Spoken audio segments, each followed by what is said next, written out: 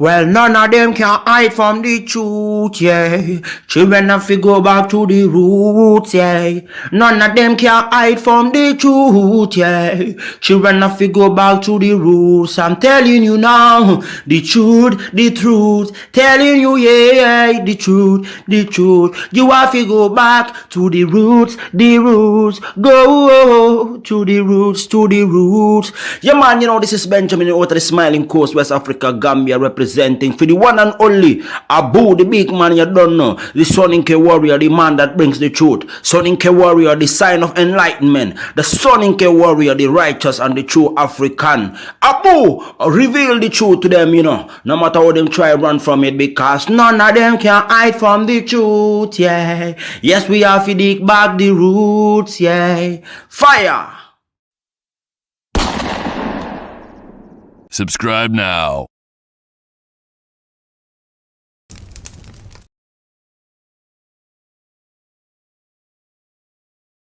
I remember the days,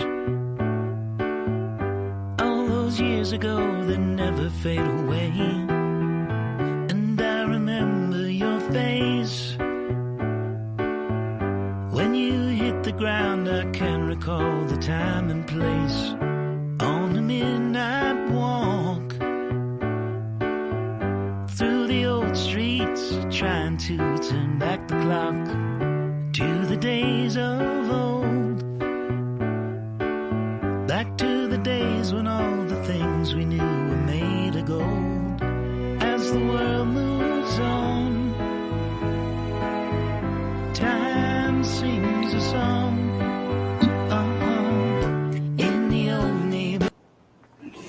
All right, ladies and gentlemen, welcome to the Afridamus report.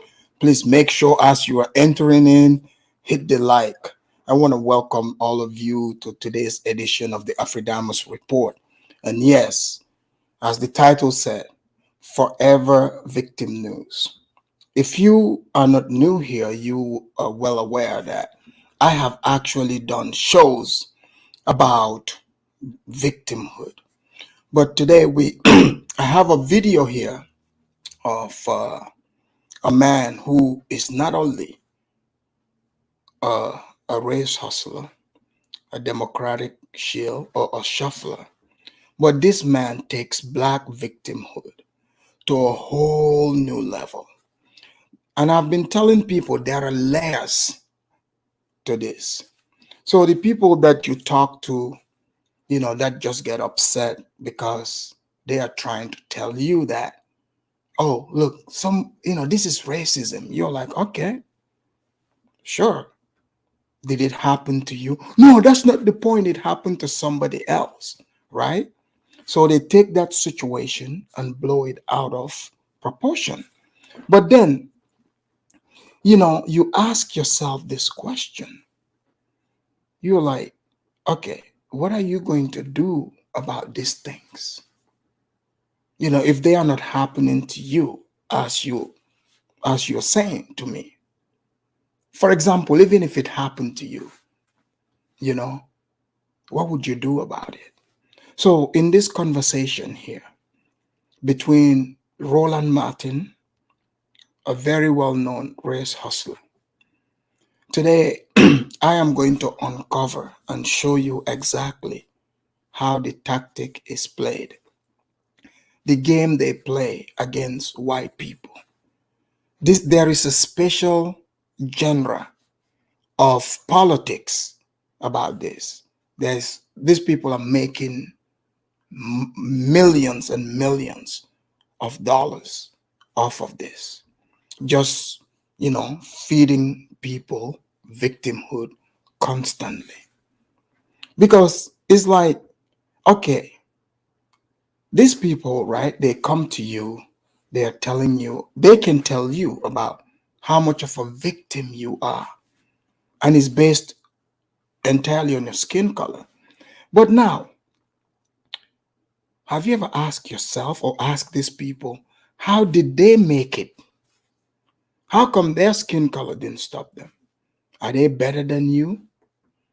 But I get it. People buy into this because they truly want to be forever victims.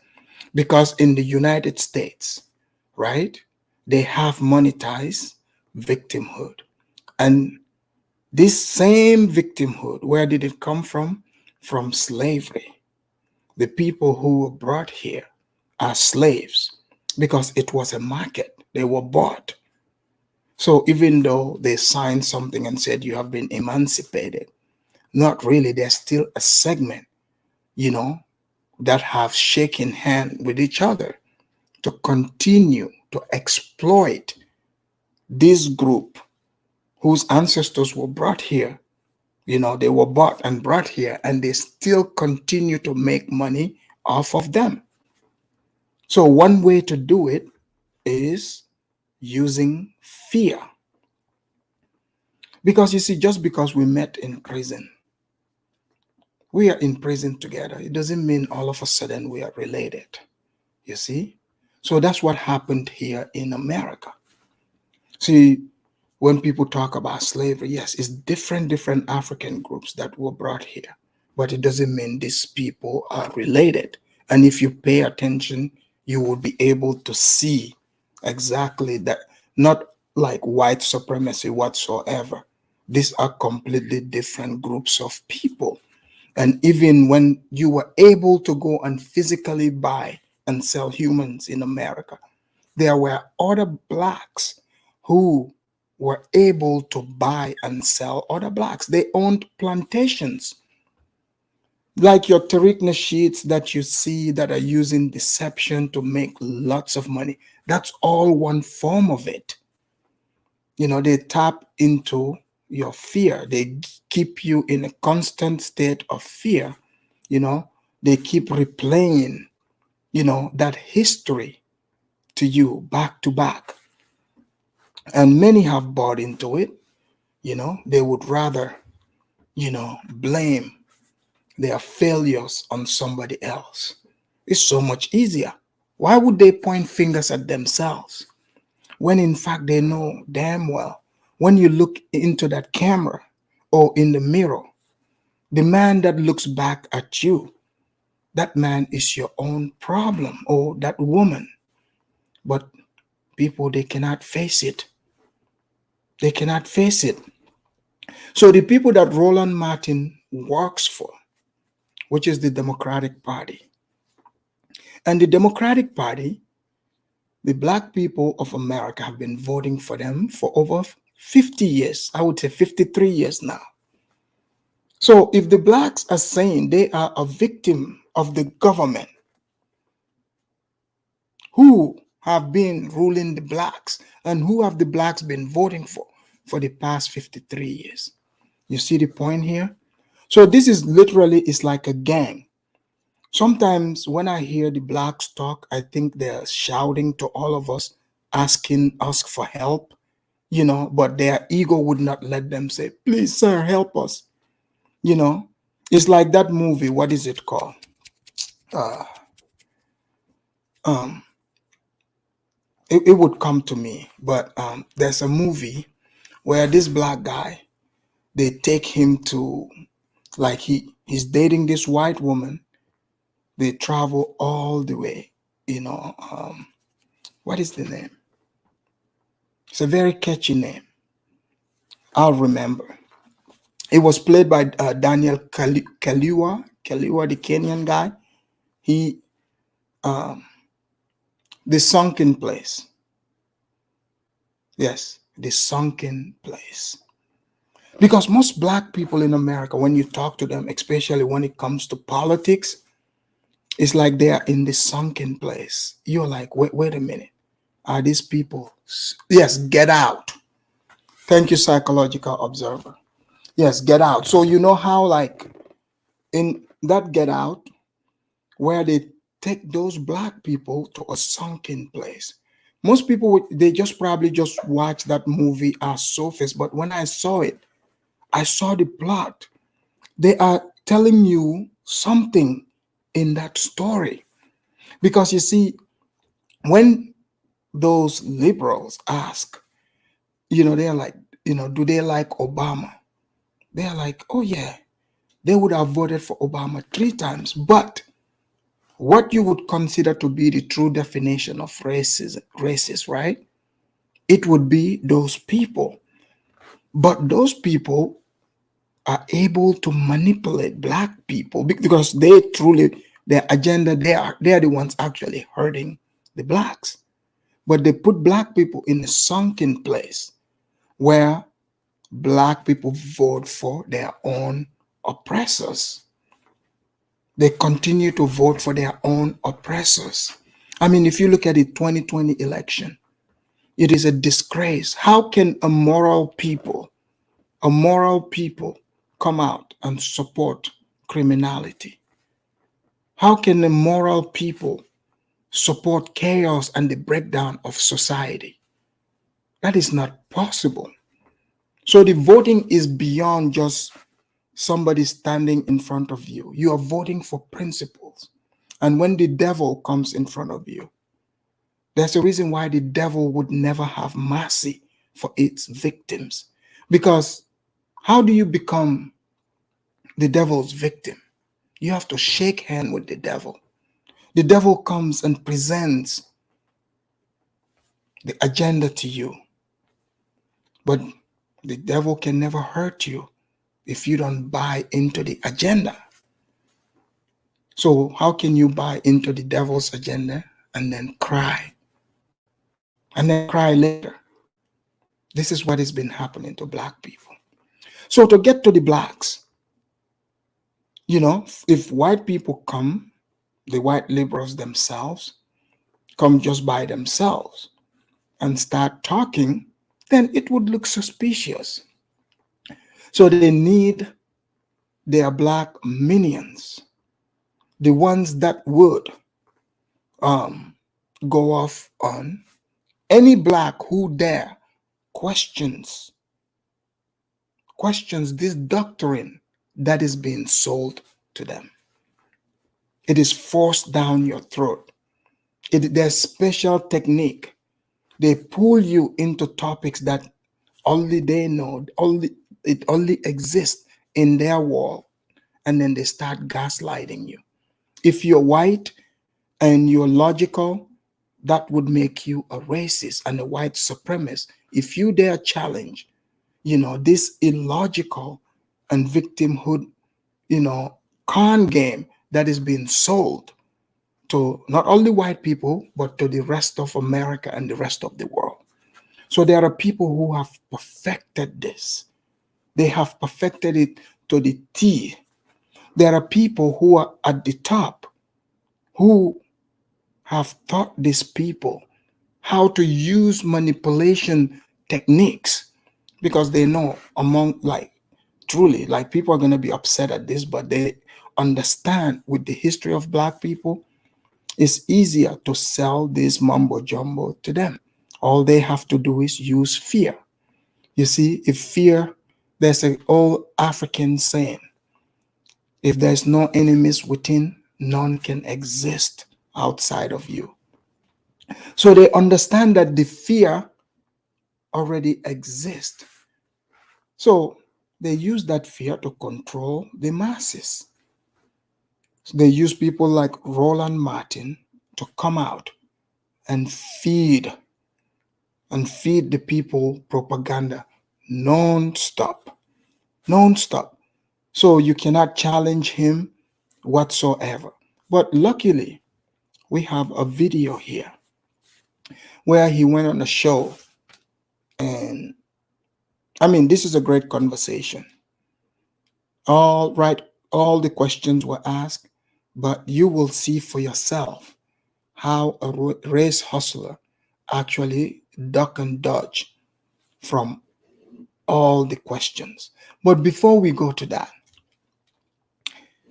we have our spiritual man here.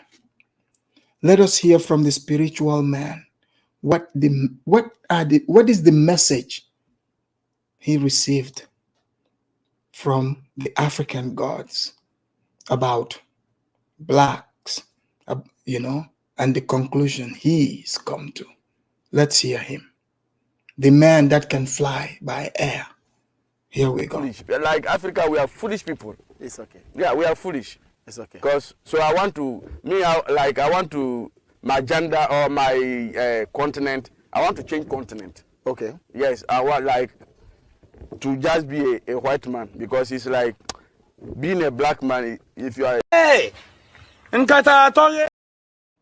foolish, like Africa, we are foolish people. It's okay. Yeah, we are foolish. It's okay. Because so I want to my gender or my continent. I want to change continent. Okay. Yes, I want like to just be a white man, because it's like being a black man. If you are a black man, you suffer. Yeah, You want because to be a white man. To make a black man understand, it takes like 70% of your time. Ow. Yes, something that is Small. put this, and your problem will be solved. You tell the person like this, and you start to go around. You know that but you go around the bush before you come to it. But the white man, when you tell him tomorrow by 8, let's meet, he will come. By Ghana here, tomorrow by 8, that let's meet. That time 8, that the person will start to bath. Crazy. Yeah. So you want to change continent? I'm going to and change. become a If white I man. don't change the people in Africa, everybody. We are wrapping up. So That's what I'm let's finish saying. up. Everybody and like, I'm trying my best. Yeah. Maybe if I can change the view of Africa. Right. But if the God that I'm worshiping said Africans are fools, there's no way you can change them. Then I have to change continent. And become a white. Poor hubby. Poor hubby. Nah, Guys, that was from the spiritual father himself, Baba Bafruma, all the way from Ghana. He said it's very difficult to change the black man, because of lack of understanding. So let's find out today, in this conversation, if Roland Martin, who is a Democratic shield, would live up to, his task. And you will see how he clearly have branded victimhood. And of course, his supporters are gonna come here. Some of them are very addicted. They are very addicted to victimhood. It's like, poor me. Imagine, this is to Africans. You are in Africa. You are saying, oh, the United States is the greatest country on this side of heaven. People go there, they make it, the strongest economy. And then you go there, you hustle, you get your visa, you come here. You probably have maybe just $10 or $100. And pretty soon you start grinding, working, whatever you're doing, just work, and make it, right?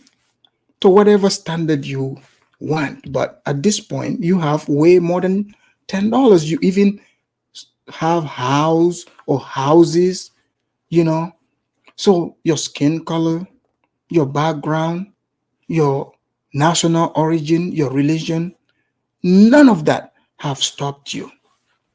You understand that there is different groups of people in America. In fact, before you got here, you knew that America is a white country. And that is the reason why you and I both and many other immigrants came here. Why do you think, do you see us going to Haiti? They also were enslaved. Do you see, the world going to, like some Chinese will go to Jamaica, but do you see people from poor countries going to these places? No. But because the white man came and took America. Yes, the white man, America doesn't belong to the white man in the beginning, right? But who are we kidding? Some of you are such losers, like the way you sound. I don't know if you understand. You should take a camera and record yourself and play this back to yourself if you're an adult, or play it to your child. You would be so ashamed of yourself. So the white man came to America and he conquered it. That's right. But now you want to say, oh man, the Indians, what did the Indians do with America? Did you show up when the Indians had America? Because America didn't even exist. It was like just several little, little America wasn't that much occupied. It was few tribes with teepees all around America. You see?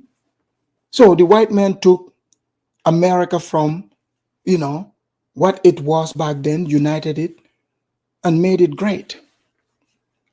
Okay? They went to Africa, some people, businessmen, and brought slaves here. They bought these slaves. It was legal to have slaves, in fact. They bought it from across the Atlantic from other Africans. This was a business. So I want to just give you the reality of it so that maybe, just maybe, you will understand that when you present victimhood from, historical point of view, from things that already happened, you are wasting my time and your time. No matter how much you cry, no matter how much you stomp your feet, you cannot rewrite history. You cannot rewrite history. It's just a fact. You can come here and pretend and cry about the same white man that you say you hate so much, but you vote for that white man. You see? But I have no issue with race. I look at character, people's spirit. Some of you, the people that you vote for, there is something clearly wrong with you. You have to observe your own moral standards. When you look in that mirror and you listen to the things that have been spewed by these people, you think they believe in it? No, they know deep down, many of you are that degenerate deep down. They just bring your degeneracy to you and you latch onto it and act on it. Because you see, most people understand not everyone is on board with degeneracy. But when a powerful people are the ones pushing degeneracy, imagine, it awakens that degeneracy that's been hidden inside of people who would have otherwise not ever come out and push that on the general public without the help of a powerful politician. You see? So in order for that to happen, some people have to come out on television and sound very smart. They have to give you word salads. They understand that the average individual don't listen. Even if they listen, they involve their emotions so much. They miss everything that is being discussed. Because oh, I don't like the way the man sound. Oh, I don't like how he said it. Oh, he should have said it this way. It hurt my feelings. It's me, me, me, me, me. But then they turn around and point fingers at other people. If you're so strong, why are you pointing fingers at other people? It is always other people's fault. And this used to be an individual thing, but now it is attached to race. And there are people that wear this badge. They wear it with pride. They wear it with pride. That is the sad thing. They promote evil women that they call their leaders. They worship feminine gods. We're seeing it right in front of us. And you wonder why there's chaos in the streets of America, in the homes of America. Why people are acting like savages in a quote-unquote civilized society. It's because of people like Roland Martin that I'm about to show you exactly what they promote in this country, where they are deliberately turning American children into savages, raising American children to be ashamed of themselves. Like, people are literally saying this. They are pushing ideas that is destructive to society. Look, the things, this is quote unquote debate, right? It's politics, right? It's supposed to be about politics. But you would hear people who would say, "Oh, I'm not into politics." But what is politics? Think about it. These people that are coming to you, they are asking for your consent so that they can dictate and tell you what your life is supposed to be. So I know, I have always known this from the time I was a child. See, as a kid, I remember I used to live in Sierra Leone. When I was born, the president there, his name was Siaka Stevens. He was an old man at that time, by the time I was born, like Biden. But after he died, another man replaced him, Joseph Momo. So I'm telling you that I have seen different changes of governments, how it's passed from one person to another, and the agenda is set. It's like you watch the politics, right? The places that you see descend into war, because you have the government, you would have like a ruling party. So the police, the army, all of that, we all would agree and say, okay, these people, their job is to protect all of us, because the taxpayers are paying for this. But don't forget, in a party system, these governments, even though they cannot use like the army or police, directly, like out in the open, right? Even though they cannot, like sometimes they would, but they would disguise it. They would have their political wings. You see this, in Africa, because the president came from a political party. So they have their youth wings. So these youth wings are the ones that would be doing the crimes. Those are the ones that would be fighting. Just like you see like Antifa here now, you see like they will be leaning in one direction. But no matter what they do, like they would get away with it. So it's the same way like it used to be in Sierra Leone during those times. So the ruling party, they have their youth wing, who, if there is like campaigns, election time, these people are their arm wing, who would descend upon their opponents. They would attack them. They would fight them. So when it comes down to arrest, who do you think get in trouble? Whoever the government decides. And they're going to back the people that are fighting for them. So when you hear about the defund the police, that's what it's all about. Because why would any smart individual say, okay, let's just defund the police, just because, okay, we don't like, police did something in some town a while ago. So that means, you know what, we just gotta defund the whole police and send society into chaos. You don't think that is planned? It is planned. So let me play this video here. Give me a moment.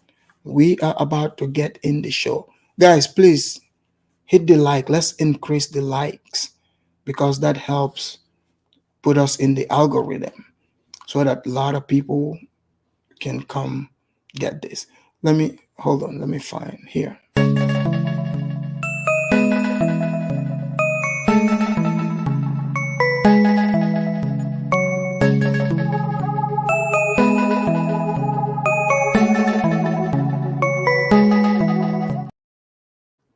All right.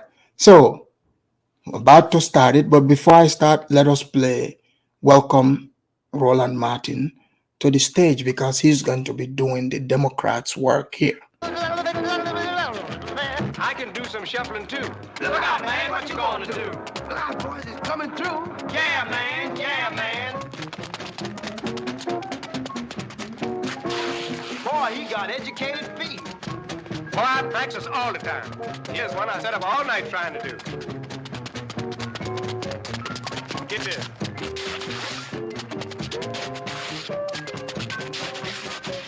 When a Thank you, Dad. Thank you. Here we go.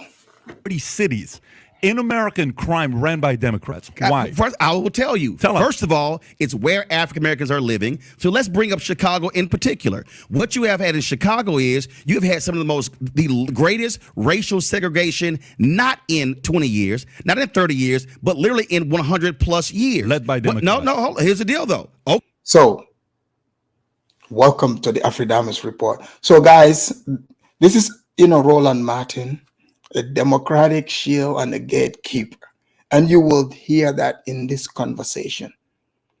His mouth runs faster than he thinks. So, if you're in a conversation with him, as you would see, it's really hard to get him to stick to the topic. And this is done on purpose. If you ask them direct questions, they would never answer direct questions. They would pivot and bring you into topics that you are not even asking about. That's because he is selling victimhood. He's selling victimhood, forever victimhood. That's what he's selling. Because he's on TV, right? He said he went to school, educated. So he's living the American dream. He has lots of money. How did he make it? He's not telling the people that. So this is all made up, but here we go. okay. I will show you how Mississippi has the largest percentage of black people in America, run by Republicans, broke as hell. Explain that. Explain me the highest. Tell me when you have. No, hold on. Wait. Don't spin. No, I'm not spinning. No, don't change. No. What I'm Let's showing stay you. on topic. Hold on. Wait. Hold on. Let's stay on topic. We're the on topic is crime 27 out of 30, not economic. Economic is a different story. No, it's not. But I agree with you that we need to get the financial situation. No. And So they are talking about crime. Why is, Democratic run cities? The word is cities, Democratic run cities, not states. A city is different from a state.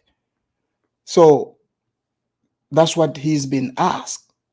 But Roland Martin tries to switch it to economics, and put emphasis on black.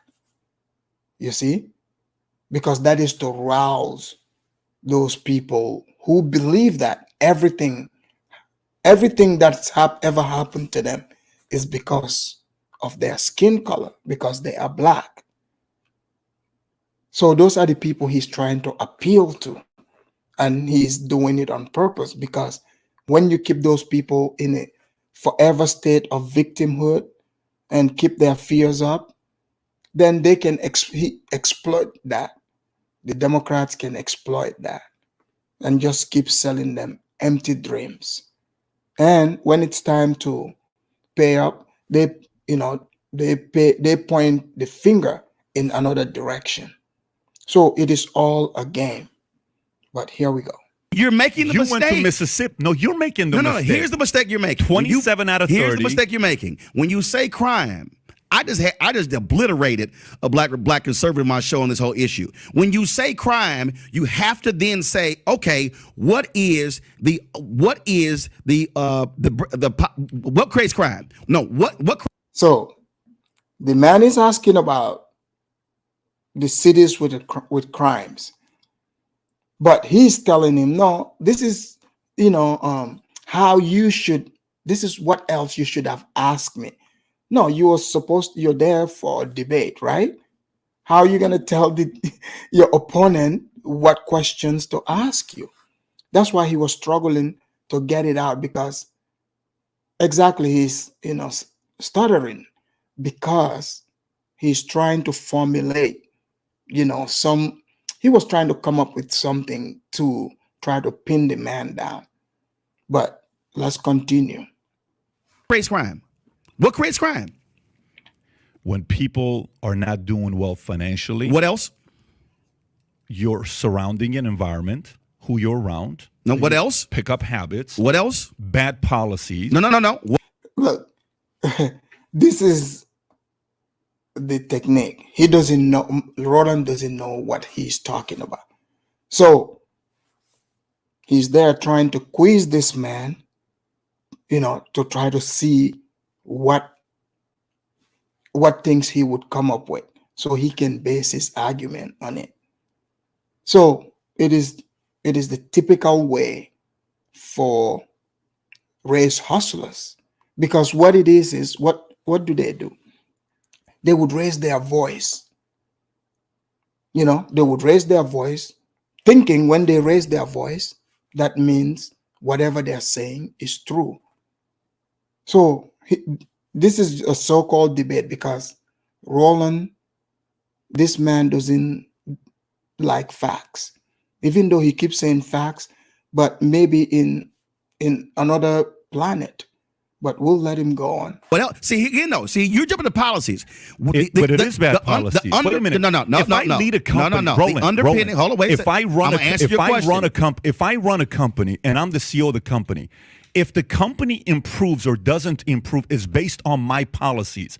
I'm the head running the company, the department. If it doesn't improve, it's because of me. So let me. What else would it be? So let me lay it out to you again. Go for it. When you talk about what is the underpinning of crime, John Hope Bryant, founder of Operation Hope, this is what he said. He said, "Show me a community where you've seen a riot with a credit score 700 or higher." The reality is, when you talk about crime in this country, you're talking about economics, you're talking about education, you're talking about housing, you're talking about health. Mm-hmm. Show me areas where you do not have high crime. I'm going to show you areas that don't have the same, aren't as compacted. That's first. What you have is, when you talk about crime in places, you then look at what are the numbers of people there, what are the pockets there, what are those communities, and how did those communities, how were they created literally not over 20, 30 years, but literally over 50, 75, 100 years. Now, that was Jim Crow. How many years does it take to change? Good. I like how Pat David here, he kept his composure. He didn't buy into the word salad. Like Roland did not say anything here. He just went through, the usual, talking points, and then throw in Jim Crow, because he's trying to pull the guy into that conversation. So I like how he just sat there, watch him just go through this diatribe of nothingness. And he's like, how long does it take to change?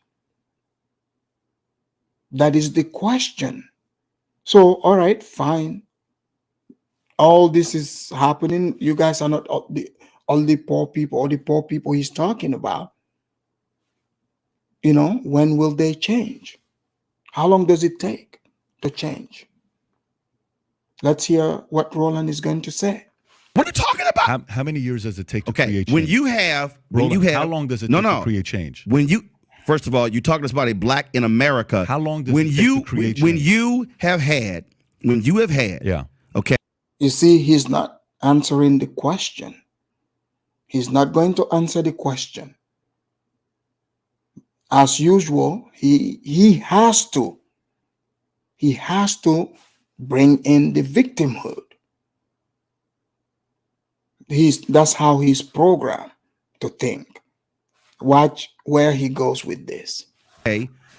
Walk through 243 years of slavery, 92 years of Jim Crow, and then you get to 1970 when you are technically fully free. You can't act like all of that before did not impact. The issues that you're having now have to do with not Democratic or Republican policy. So what Roland is saying here completely contradicts what the ADOS people are saying, because he said they were not free until maybe 1970. That's not what the ADOS are saying, but that's a whole different topic. We'll let him, keep moving the goalposts, because he just wants to be a victim.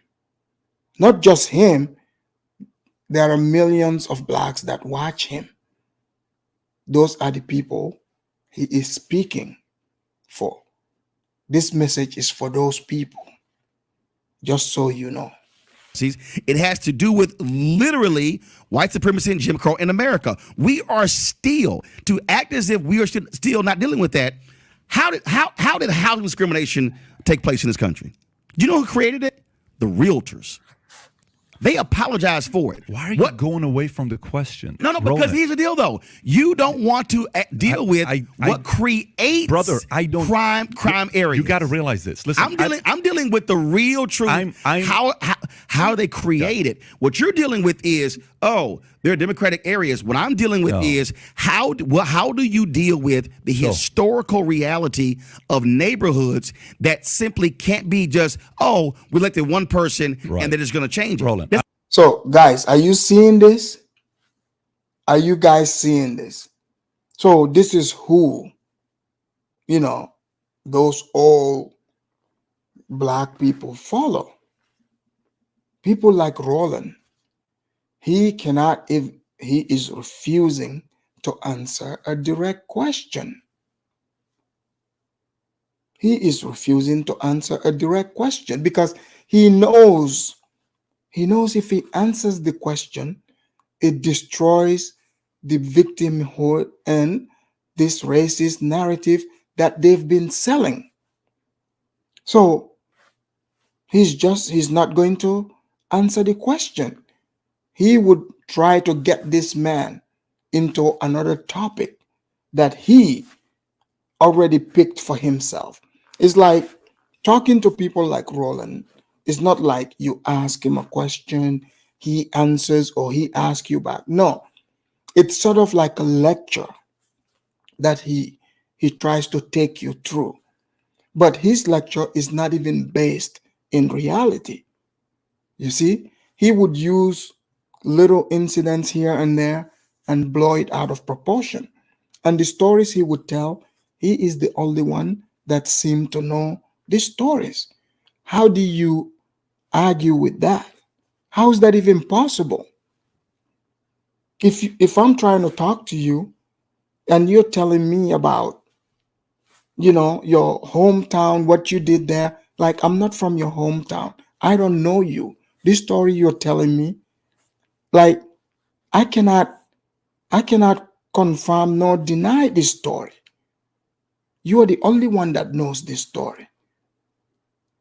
But then if you're trying to force it down my throat as if this is reality, it's just your reality, just you. So now this whole thing is making sense. When have you heard these people tell you, my truth? No, really, when they say my truth, they believe this. So this is where the conflict is. It work that way. Roland, I'm Middle Eastern, okay? I was born in Iran, 10 years.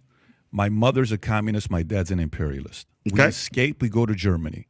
I lived at a refugee camp for 2 years, okay, with people who are Yugoslavian, Czech, Albanian at the time, and they're all leaving for a reason. I come to the States, okay? I'm a welfare baby. I'm a food stamp baby. Okay. Just letting you know, my parents are divorced twice in 20 years. I'm going to Glendale High School. I have a lunch ticket I would sell because I don't have any money. I'm 6'1", 130 pounds. That should tell you the fact that we don't come from a lot of money. One day, I'm in the school, and my teacher starts talking about politics. So I'm glad he's giving him the rundown. Because you see, a lot of this, like in America, there are people who truly believe in this skin color privilege thing. Like they would look at this guy and say, because they would call him white. Oh man, you got the white privilege. So he came here as a refugee. A refugee is a refugee. You know, most of the time they don't have a lot of money. So he's letting you know, like you cannot, BS me. So obviously Roland, grew up in a better and advantageous situation than the man, right? But let's see what Roland would make of this. Up until that point, when I think about politics, all I think about is divorce. Because I think about my mom and dad arguing all the time. I don't have a lot of pain linked to politics at the time. And the teacher's obviously the teacher's going to be a Democrat because she's presenting how rich people are this rich. I'm like, okay, great, rich people are bad. So I come home. I obviously 13-1. That's the number. That's dude. a I stat. had a whole lot of damn Republican teachers in my life. Well, I like stats, and the stats are 13-1 is Democrats to Republican. You know the stats. So Okay. I come home and I say, Mom, are we Republicans or Democrats? And she said, we're Democrats. I said, tell me why. She says, because the Democrats are for the poor, Republicans are for the rich. So my mom says. You know what I told her? I said, when I grow up, I want to be a Republican.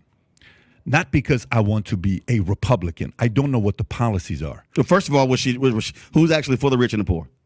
Who? Who is for the rich and the poor? She said it. She said Republicans for the rich, Democrats are for the poor. Is that you say you love? So you see how Roland is trying to spin this, and instead of, why is it so hard for him to say, in America, you can make it if you want to.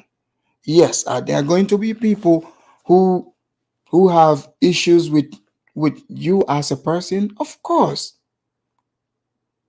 But are they going to look like you sometimes? Yes. Are they going to look different? Sure. What is the difference? What, are you that soft?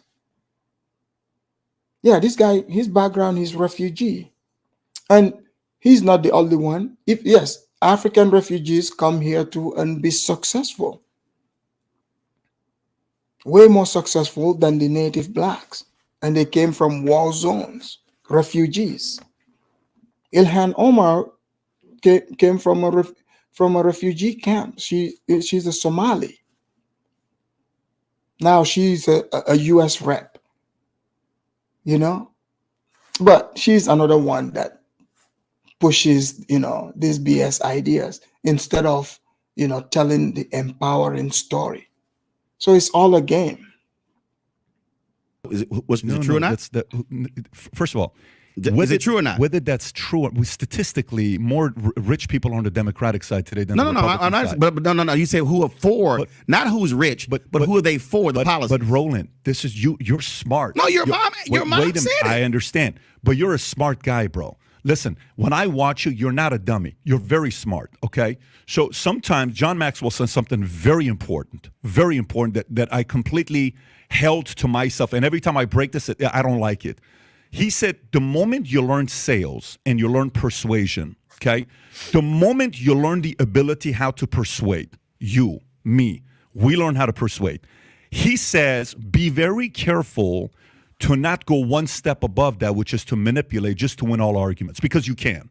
You can win any argument if you want to. You can play devil's advocate and flip the argument, play the Republican side, and you make one hell of an argument to beat a Democrat, because you can do that. You have the ability, I have the ability as well. I don't want to do that. What I'm asking you right now is the following. Results. Today, yes, 27 out of 30. Look at Roland. Like, guys, look at the way Roland is sitting, like an angry black woman, and he sounds like one too. I mean, it's crazy, like to look at a man literally, sound like a woman and just act like them. I mean, this black woman spirit is contagious.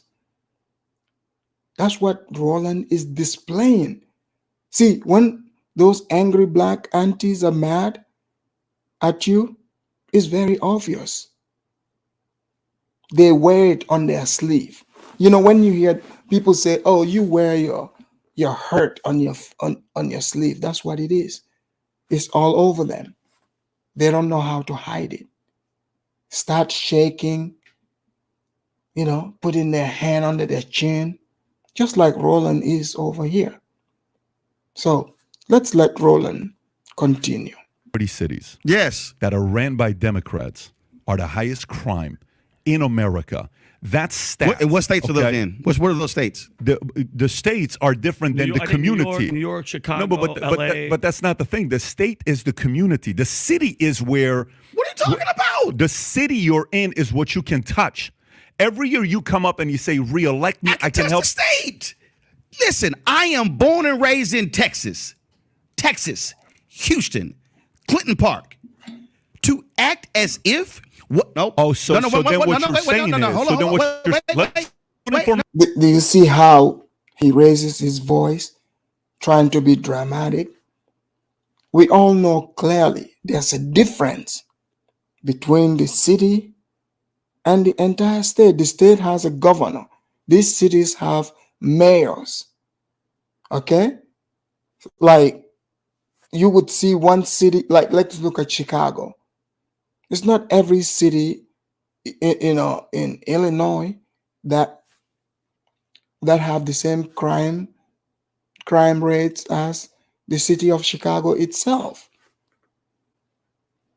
So, there are other parts of the state where, they are doing just fine because of their policies.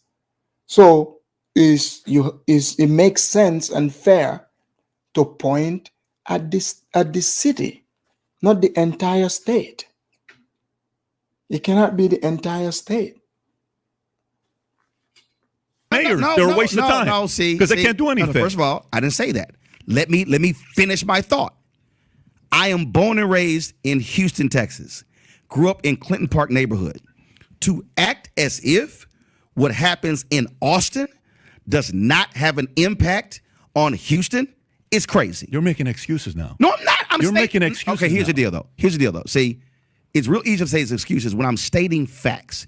And the point I'm stating is that's not a fact. That's just an opinion. No, it's a fact. The state of Texas significantly has an impact economically, educationally on what happens in Houston. That's a fact. Yeah, but as somebody. You notice how he keeps yelling? He keeps shouting because he's not going to let the man ask him the straight questions. Yes, we understand, like, okay, the state, but what happens in Houston, Roland, doesn't impact the city of Austin. He knows this, especially when it comes to policy-wise, if it's coming from both cities. I'm not talking about state, but both cities have their own rules. And he knows this. Who, as a kid, traveled with my mom to rallies and events with the Metropolitan Organization and the state capitol. I understand. Did you grow up rich? Who? Did you grow up rich? No, my parents didn't even go to college. How are you rich then? What do you mean how? How are you rich? Here's how. Guys, this is the perfect question that no one ever asked. You think Roland is just sitting here running his mouth, sending tweets, dancing for Miss Hillary, just like that? He's actually rich. Did you know that? He's actually rich. I mean, this man talking all this talk, pretending how downtrodden, blacks are, like there's no opportunity for any black. He's actually very rich. So now they ask him, how did he become rich? Watch, he's going to get upset. Why are you even bringing that up? He doesn't even want to say it, but Roland, you have to say it. We're listening. Go ahead. How are you rich? No, here's how. Yeah. Because first and foremost, the neighborhood that I grew up in it was one of the first master plan communities by HUD. What you had in my neighborhood was you had folks. First of all, I had mom and dad. One who So he had mom and dad, but Roland would promote this single motherhood too. How come he doesn't tell, these single mothers, like here in America, who are practicing single motherhood? This is literally a thing. So here he is, he supports Black Lives Matter, who say they're against the nuclear family. So the same things that he benefited from, stability, now he's not preaching that. He is preaching the opposite of that.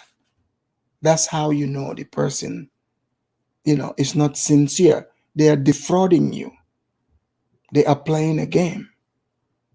So it's only good for him and his family. It's not good for you and the rest of the other people. That's because you need those people to live in chaos. That's why chaos is being pushed. And Roland is a tool in that. And that's how he's becoming rich. also Married who together? also hell yeah, they're still married 56 years. Who absolutely believed in education. Now, what I recognize is, so for me in my household, Yeah. what my parents emphasized, never went to college. Then my brother went to Texas A&M. Guys, please hit the like button. Winston said, "Where's MS Delta? Or do I have to play honorary?" Yes, you. No problem. You gotta play it for MS Delta. He's probably not here, but thank you for that. Here we go. I went to Texas A&M. My sister went to Texas A&M, and so that was our house. What I recognize is that somebody who is next door or across the street or around the corner did not have the situation that I had. Now, I totally get that. What I don't do is be arrogant enough to say, well, I did this. Why can't you? No, you see what he did there? You see what he did there? So, okay, you told us, okay, fine, you had a mom and dad, brothers and sisters, stable home. You guys, lived a normal life, went to college, and today you're benefiting from it. So then he spins it and said, somebody else don't have that. We get that. We get it. We understand not everybody have the same situation. So that's why you that have a situation, that the background you came from, that helped you become who you are, you can help preach that. You can talk about that.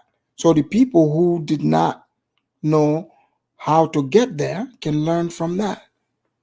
But he's like, no, I don't say, just because I did it, you have to. No. When you tell people how you got to how you got there, it doesn't mean you're saying, I did it, you should too. That is if they want to get to where you are. Here we go. Because I understand that not everyone has the exact same setup, the same situation. What I'm talking about, and this is again. But why not give that story of inspiration to say you can get out of it? First of all, you say, why not? Why I'm not? sorry. Yeah, you clearly have never watched my show when what I. Oh, who's that? For Black righteous folks, Afridamus wouldn't let me call in to talk because he got to pretend to be alpha over Black Americans. Face me, Afridamus. This is about the Blacks, not Indians. Last I checked, you were not Black, you were Indian. And plus, I like to have rational conversation.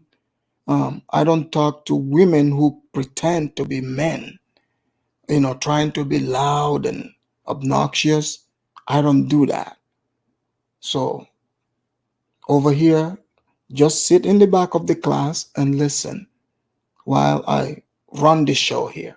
So guys, please make sure you hit the like. Yeah, just simply say, oh, face me. Why would I face you? Like, this is not a war. It's a conversation, man. I talk about consistently are these very issues. I don't sit here and go do doom and gloom. First of all, every single Tuesday on my show, I feature actual black-owned businesses. Every single Wednesday, I feature African Americans who have tech companies. I love that. Every Friday, I actually feature something called Education Matters, folks who are in the education space, school choice. I got HBCU Connect, so I do all of that. So then But one second. But you know why I said that? Let me tell you why I said that. Because you Okay. said I'm not the one that says, look at me, I got out, so can you. That's what you said. No. Here's why I say that. Because it is arrogant when, as an individual, I'm assuming everyone else's situation is the same. But that's what you're doing, Roland. That's what you're doing in the opposite direction. You're assuming that all black people are destitute and poor. Why don't you do it in the opposite direction? So he's the one saying these things. He's just formulating the thoughts in his head and he says them. The man never said these things, but he is saying them and making it into arguments. So, okay, Roland is assuming all blacks are victims. But now when it comes to, to assume everyone's supposed to make it, he doesn't want to assume that. Go figure. That's first.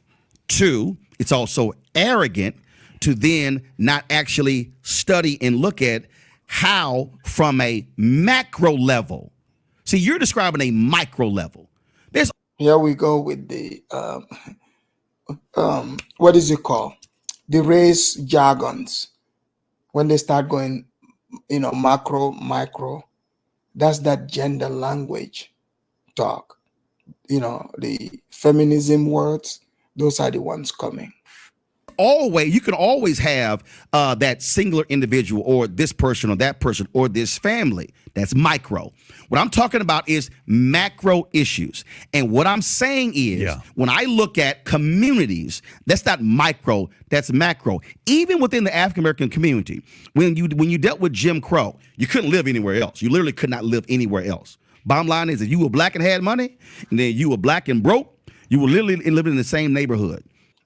Guys, did you catch this? Did you guys catch this?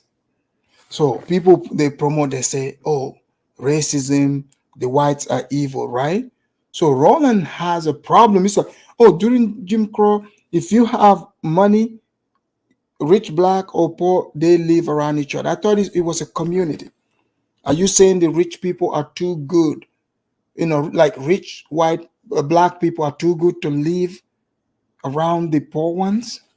Or is that what he's saying?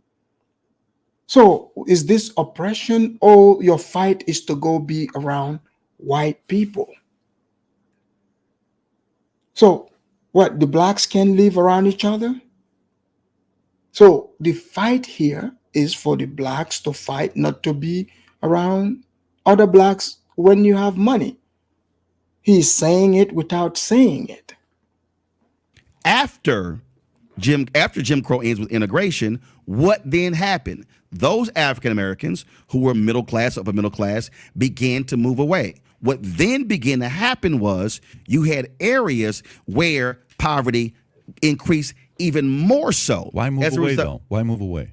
Because if you care about the community, why not stay there and change it? Well, first of all, does anybody else move? What do you mean? Who the hell else don't move? How do you think suburbs were created? Well, wait a minute. So did you hear? He said, but why would they move?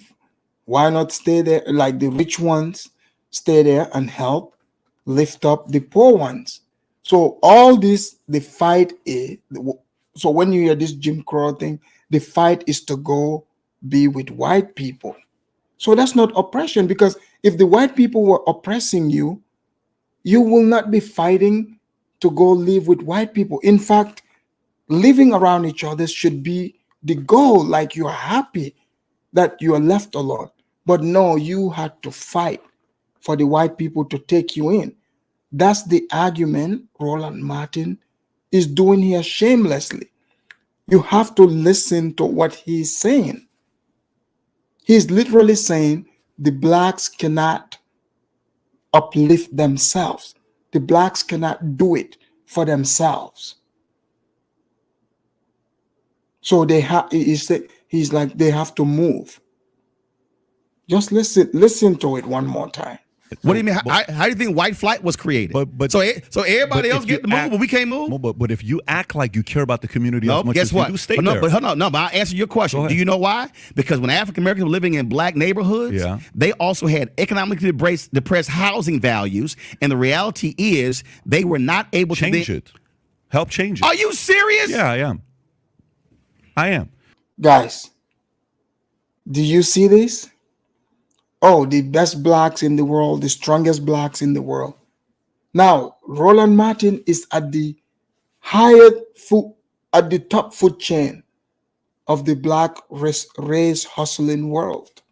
He rubs shoulders with the Democrat, headmen, Joe Biden, Hillary Clinton, all those people.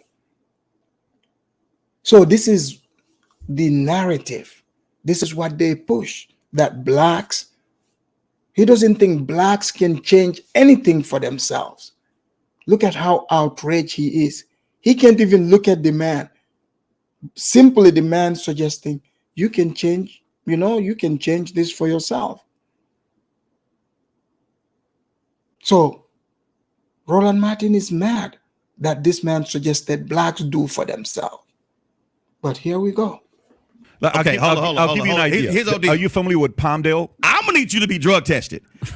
Seriously. Yeah. Do you even know today? We've done the stories in Florida when somebody's black selling their house, the appraisers will come in and literally give them a value $100,000 to $300,000 less because they're black. Here we go. So to appraise your house, anything, like that's an easy solve. If you don't trust the white person is not gonna do it right.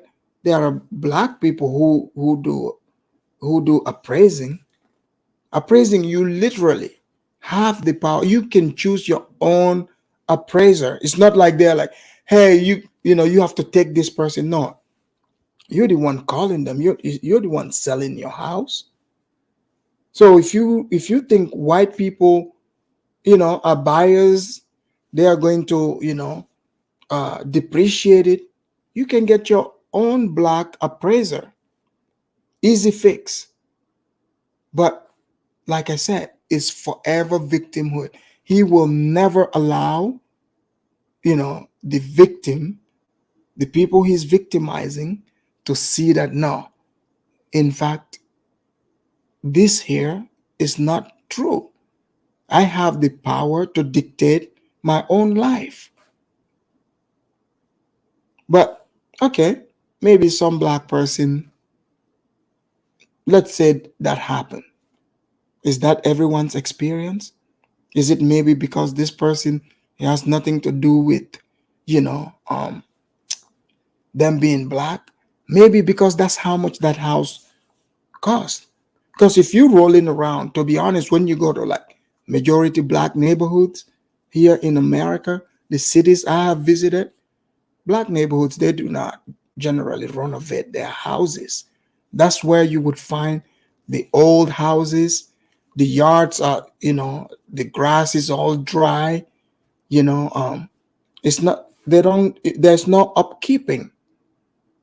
And having a house also, if you want the value to go up, you got to put money into it to improve it, especially if you want to sell it.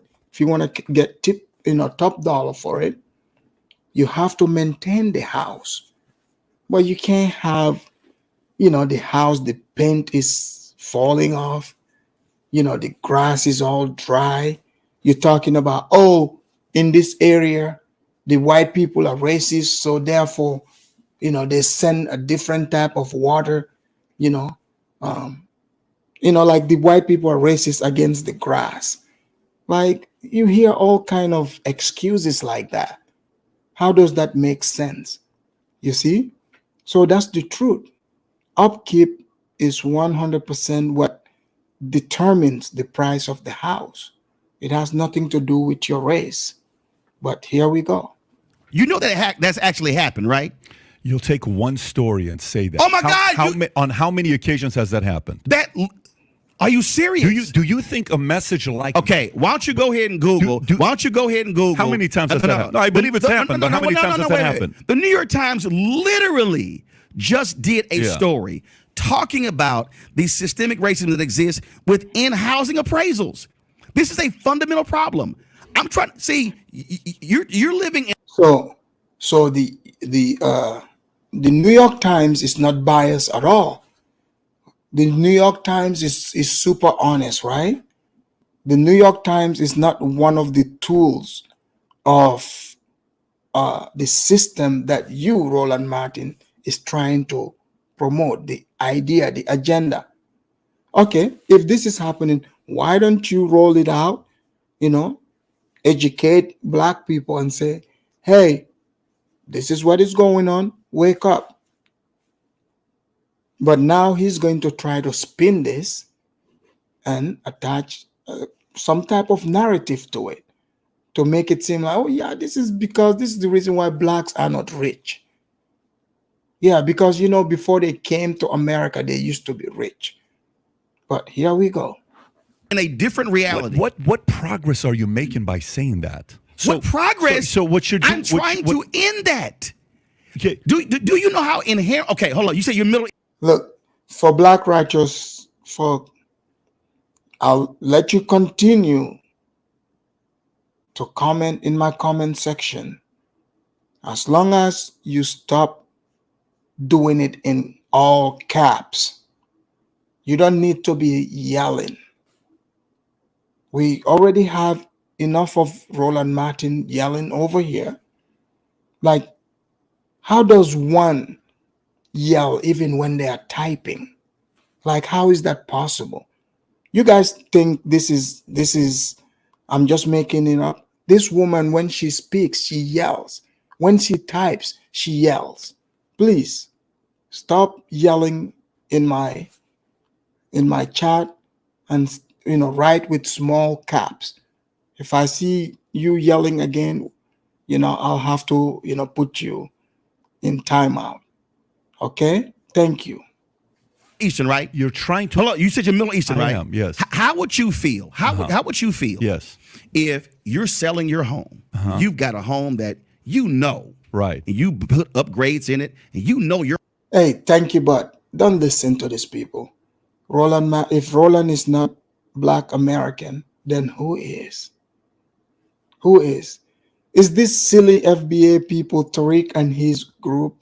Remember, Tariq even said Brandon was a quote-unquote tether, that Brandon is from Africa. Some mumbo jumbo. Like, these people are just silly like that. So, no, Roland is more American than the people saying he's not American. Forget them. Your home is worth $500,000. And somebody comes into your home and they see your photos. Right. And they see your family. And then they go back and they go, $350,000. You go, what the hell? So you tell that story. Wait, one second. To get people to be convinced that's happening. It's actually out of 1,000 appraisals. Oh my God. Out of 1,000 appraisals. Guys, you see? So Roland cannot face reality. You guys have encountered other people like this online. Mind you, Roland is supposed to be the top dog. He's like the professional, considered the Black media. This is who most of the people you debate, quote unquote, talk to, watch. If this is how he behaves, the people that feed them these talking points, imagine the minions. That's what you're seeing here. This man is getting all animated, it's all over lies. He's just trying to push emotion. That's what it is, nothing else. So that's why you see sometimes these fake Pan-Africanists who do the same thing. It's the same emotion that people like, Black Sit over in that movement to Africa, they use the same technique. The same technique because they know most blacks are way too emotional and they use it against them. There is profit to use their emotions against them. And they know when you pretend to be one of them, that's all you need. And that's what Roland is doing here. Unfortunately, he will never tell the blacks the truth to uplift them. If that doesn't help the agenda, he won't do it. He won't do it. He is paid to mislead, just so you know. Appraisals, how many What times are does that you happen? doing? Out of 1,000 Pull the appraisals, how data many times up. does that happen? You want to pull that up? Tell you want me. him to pull that up? That's your world, though. Out of 1,000 appraisals, how many times does that happen? Let's just say it happens. It is a significant issue in America. Oh my God! And wait 1 second. And there's a then when big difference. the woman a black person should not have to remove their photos from the wall and remove black art and remove black books to have a white appraiser then come in and go, oh, it's actually 550. So one second, because I'm gonna show you how it impacts Here we go. generationally. Here we go. So when you Here, exactly like the man said. So, yeah, you don't have to pull your black art down. So he's speaking to the Hutepri, the Pan-African demographic indirectly. These ones that, believe that sometimes they are African or sometimes they are Indians, depending on what is popular. They would have those feathers, eagle feathers or sage around their home, and they themselves, whenever they walk around you, they smell like lavender. I mean, they use everything lavender, like lavender shampoo, lavender lotion, and every now and again they would use shea butter, right? Those kind of hippies, the black hippies, these are that's the home he just described. Like they would have their African art. We know those people are not selling homes. We know this. Yeah, and some of those people, like they are busy, collecting all those, dusty art in their home while the paint is falling off the house. So Roland, now he's going to talk about, quote unquote, generational wealth. How many crackheads have inherited houses and they sold them at crackhead prices? How many? You hear these stories from many black people telling it. Because you see, like, if you look at it, they say Jim Crow, right? The people that came from the Jim Crow era had homes. They were able to pass it on to people. So that's generational wealth. So those people, what did they do? They sold them at crackhead prices. And then they started crying, talking about gentrification. Oh, gentrification. Oh, they moved you out of that apartment that they improved. You are in an apartment, you don't own it, you're renting. Or you are in the ghetto, like a housing project, refusing to make extra money so you can move. That's on you. You can't put that on anybody else. So Roland is over here lying. Just lying just to score points. That's it. follow me here, because this is housing discrimination in America. When you then get that lower appraisal, you then cannot sell your house for the higher value, which then means you are not then taking those proceeds and being able to invest, being able to send your kids to school. And what I'm trying to explain to you is there is a world out here that for some reason you're like living in Unity world that ain't the real America. Brother, you and have I'm the trying wrong to guy. get rid of that stuff. You have the wrong guy here. You have the wrong I'm trying to guy get here. rid of it. Okay, good for you. I am as well. But you have the Winston, it looks like Winston is a victim. He said, Afridamus hates African Americans. Why would I? That doesn't even make sense. So to Winston, dissecting and bringing out the truth means I hate African Americans or the blacks. So Winston, you tell me What is Roland Martin saying here that is helpful to black people?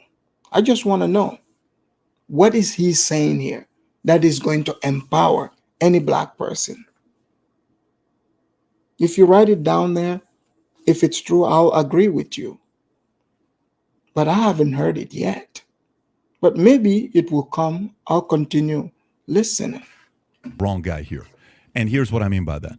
So when you ask the question, what do you do if they appraise your house $350,000 less, right? That's your question. Okay. I don't see myself as a victim. I stopped looking myself as a victim a long time ago. And by the way, being Armenian and Assyrian, you know what a lot of people in the Armenian community do? You know what a lot of people in the Armenian community do? They sell victimhood mentality. I'm raised with that, which is the statement of Mechka. I know you don't know what the... So, you guys go by skin color, but victimhood is sold in other cultures too, right? They have their form of victimhood. So now he is, letting him on a secret how like some Armenians also sell victimhood. So he knows, and I know about when people try to sell the victimhood too. I know about it. word Mechka means. Mechka means, oh, poor Roland, oh, poor PBD. I don't see myself as a victim. And the other part is when you use one story as an example to divide and get people even angrier because out of 1,000 appraisals this happened one time, I don't think you're unifying when you say a statement like that to say, hey, this is what's taking place all the time. But going back to it, so you left because you wanted better economic situation for yourself. Listen to what you just said. Again, I'm having a hard time listening to what you just said when you're saying it's so fundamentally flawed because when you say, "Oh my God," you see yourself as a victim. You do. No, you're selling it as a victim. No, I'm not. What I'm selling is a reality. What I'm selling is when this is again. Since you didn't, I guess you couldn't pull it up. Okay. Oh, he did pull it up. Okay. The Biden administration, the Federal Housing and Finance Agency, released 47 million appraisal reports to the public for the first time. The appraisals, which were compiled between 2013 and 2021. A man who said he had stable mom and dad, went to college, now he's rich. He's not selling this to help other people. He's trying to force them to be victims. He's not teaching them how he made it. But here we go. Present evidence of a persistent, widespread practice in the home appraisal industry to give higher values to homes when the occupants. Oh, it looks like we have another crybaby here. American dude said, the title of this video is disgusting.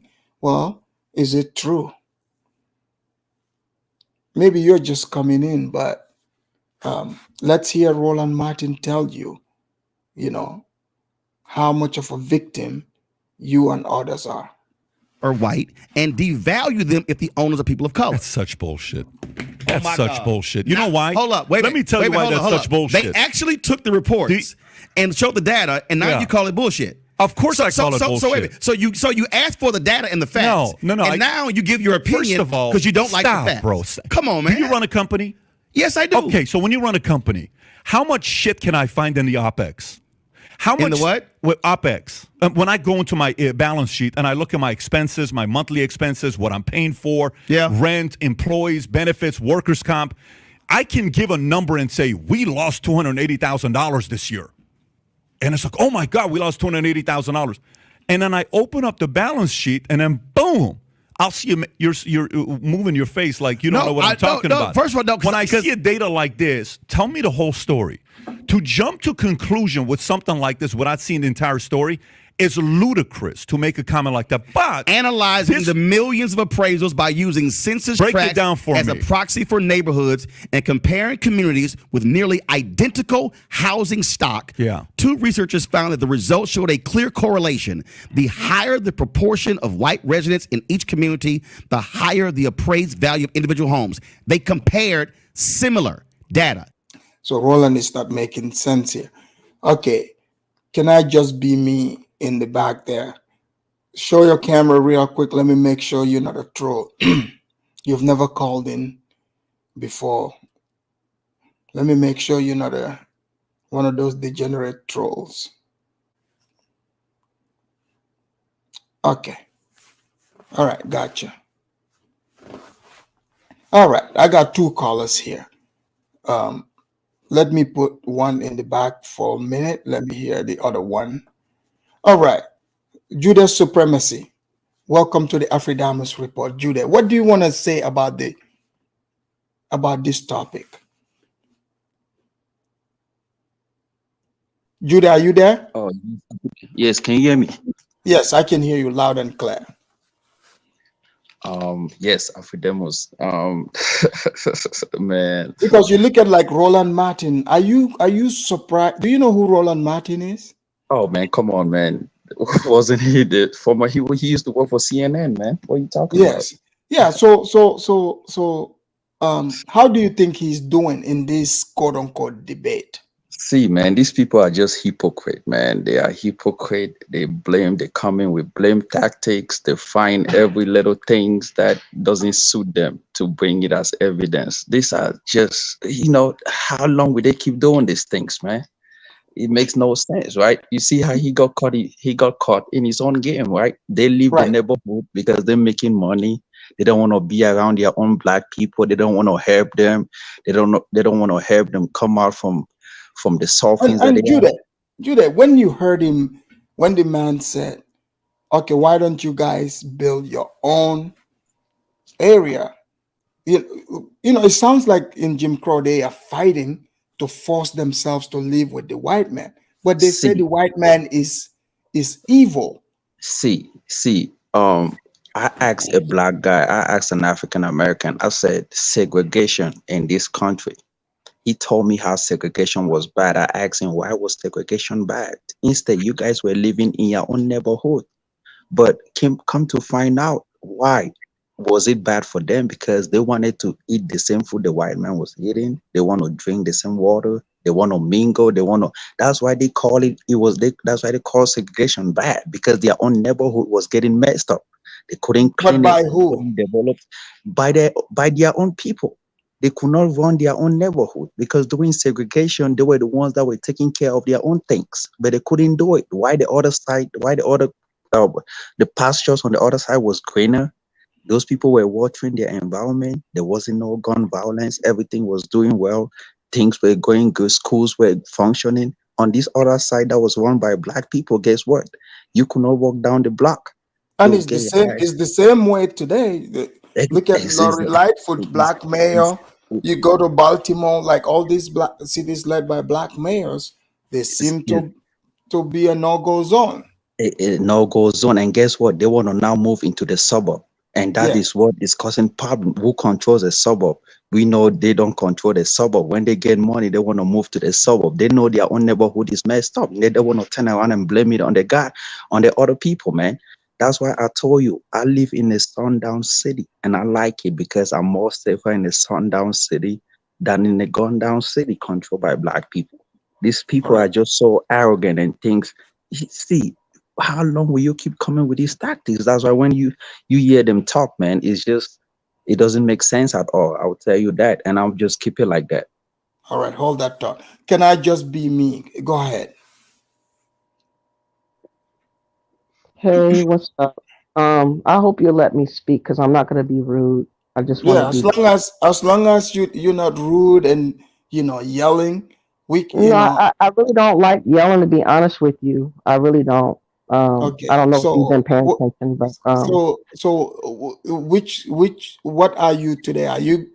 Are you gonna be black or I've native? always said that I'm multi-race because I'm more than just one thing. I just acknowledge that. Are you black today, or which one are you going with? I'm Black American. That's what I am. That's what I will always be, as a Black American. That's what I'll always be. Okay, but, what do you want to add onto these victimhood? Roland Martin is not a Black American. No, he is a Haitian American. He is a Haitian American, and most of us recognize him being a problem because he's against Black Americans. He doesn't like us. just like Sheila Lee So you Jackson gonna doesn't call like us. him a Haitian Can I just American, a finish? guy Can I who was protecting please Hold shut African him on, down Judah. American because and all Judah, that? Judah, don't interrupt her. Let her. She didn't interrupt you. Let her speak. he is against us, just like Sheila Lee Jackson is against us. And when you hear us talk about being against migrants or immigrants, we're talking about people that's against us. You We're know not what? talking about Let me people that ask you this. come. Let me Uh ask you huh. this. Okay, now that you're saying, do you think like even because the people you are pointing out, right? They are Mhm. the same people that come and say, "Oh, we are supporting the immigrants." Do you think these people are just saying this just like this? They're using black people, right? Are they now Can you have him saying put this to on mute? use Because he's like immigrants? making noise behind. Can you have him mute himself? Yeah, go ahead. Judea. Just like you mentioned the other day, which you did a very good commentary talking about globalists, and you were talking about how America needs to be imploded by other people that are trying to infiltrate. And this Right. goes in line with what you were saying. They're all globalists. They're all in line with globalist minded Marxist people, Marxism people. Mm-hmm. Mm-hmm. And Roland Martin, Sheila Lee Jackson, and some of these other immigrants that come here have that mindset. Not all immigrants, but the ones that's coming into power, like those two, those are the ones that we are talking about. The ones that want to take away Black American history, the ones that want to do away with us being separately identified. And I don't But agree with but they're Tyreek they're Nasheed. I don't. attacking, but they're attacking American history. That's But what they're Roland attacking does. our history though specifically. They're not saying white But folks' black history. history, that's what I'm saying. Black history Yeah, they're not attacking is all history. what I'm They're saying. talking. Black Yeah, they're history is talking our history. American history. Yeah, but they're not acknowledging it as such. They're acknowledging it as not being relevant, and they're disrespecting, our history. But you What I see would say, you see why that is happening, right? because they don't want us to be known as being our own, and that's why. The only reason why I kind of started believing into what the other groups of ADOS and FBA said initially, that was 2 years ago or 3 years ago. I don't even know how long ago it was. You know, But and when you I speak started of recognizing, but when I started recognizing how the leaders were moving, Yvette Carnell and Tyron Nasheed, I didn't agree with how they were moving because they don't have a lawyer. They're not going to Congress. They're not going to get lobbyists. They're not yeah, going to go but what do. I'm saying is, right? Can I just finish my thought though? Because you keep interrupting. They're not finishing and doing the right things for us. They're stating certain things online, but they're not following through in real life. So to me, they're playing us on YouTube, Do and you that's think why I they're kind race of think none socialists? of the. Yeah, they are both, Oh, all. Omar okay. Johnson is, Tyreek Nasheed is, Yvette Carnell is, all Pan Africans are. Everybody's against Black Americans, to be honest with you, and that's why we're so in the uproar right now because we don't have a What do lot you of mean? people that's on What do you mean as the people are allies for us. against? What do you mean people are That's against you? against us existing as being Black Americans in our own, our own separate Isn't that like thing. the victimhood mindset we're talking about? No, because when I hear you talk about you and being did you call yourself, what is that again, Sonika or Sonik? I don't know how to pronounce. Soninke. When Soninke. you talk about the pride that you have about your tribe and how you were raised and how you look at the world and how your family was into diamonds and all this kind of thing, you have all this pride, right? You're Right. separate from Nigerians or Kenyans or Somalians or whoever else is in Africa. You're separate from Black Americans too, but you know who you are. And Right. the fact is that the government has always labeled us and they keep changing our name every 30 Mm-hmm. to 40 years. And it's Mm-hmm. like, this is the first time that we figured out that we don't want to be named no more. And it's not because we don't want to be, we feel like we're You our have a own people at point. this point. You have a You know point what I'm there. saying? Mm-hmm. And we can't have self-respect for ourselves if we don't know who we are separate from everybody else. When you Right. clump us all together, Right. who are we? Yes, you And got a that's the point there. problem. Mm-hmm. You're And so that's absolutely what I'm right. trying to say to you is that we are trying to figure out how to have our own self-worth and pride. But the problem is that too many other people have other agendas, right? You have Mm-hmm. people that's, like I said, I'm multi-race. I only say I have Indian ancestry because my father told me before he died that my great grandfather was Cherokee. Okay, I didn't make that up on my own. I didn't come with that because of Callaway or YouTube. He told me this when I was, I want to say 24, 25.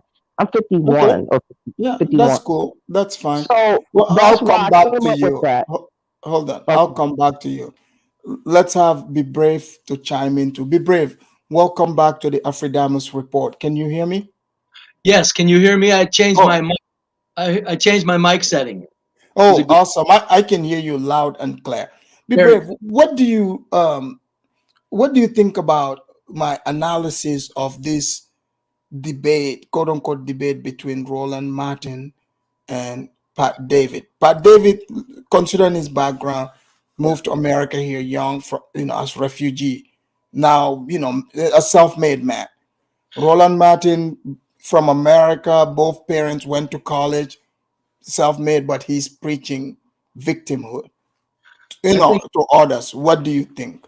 I think your analysis was almost 100% perfect, except you left one little thing out, Afridamus. Go for it. Some of these debates are set up to have the victim win. Right.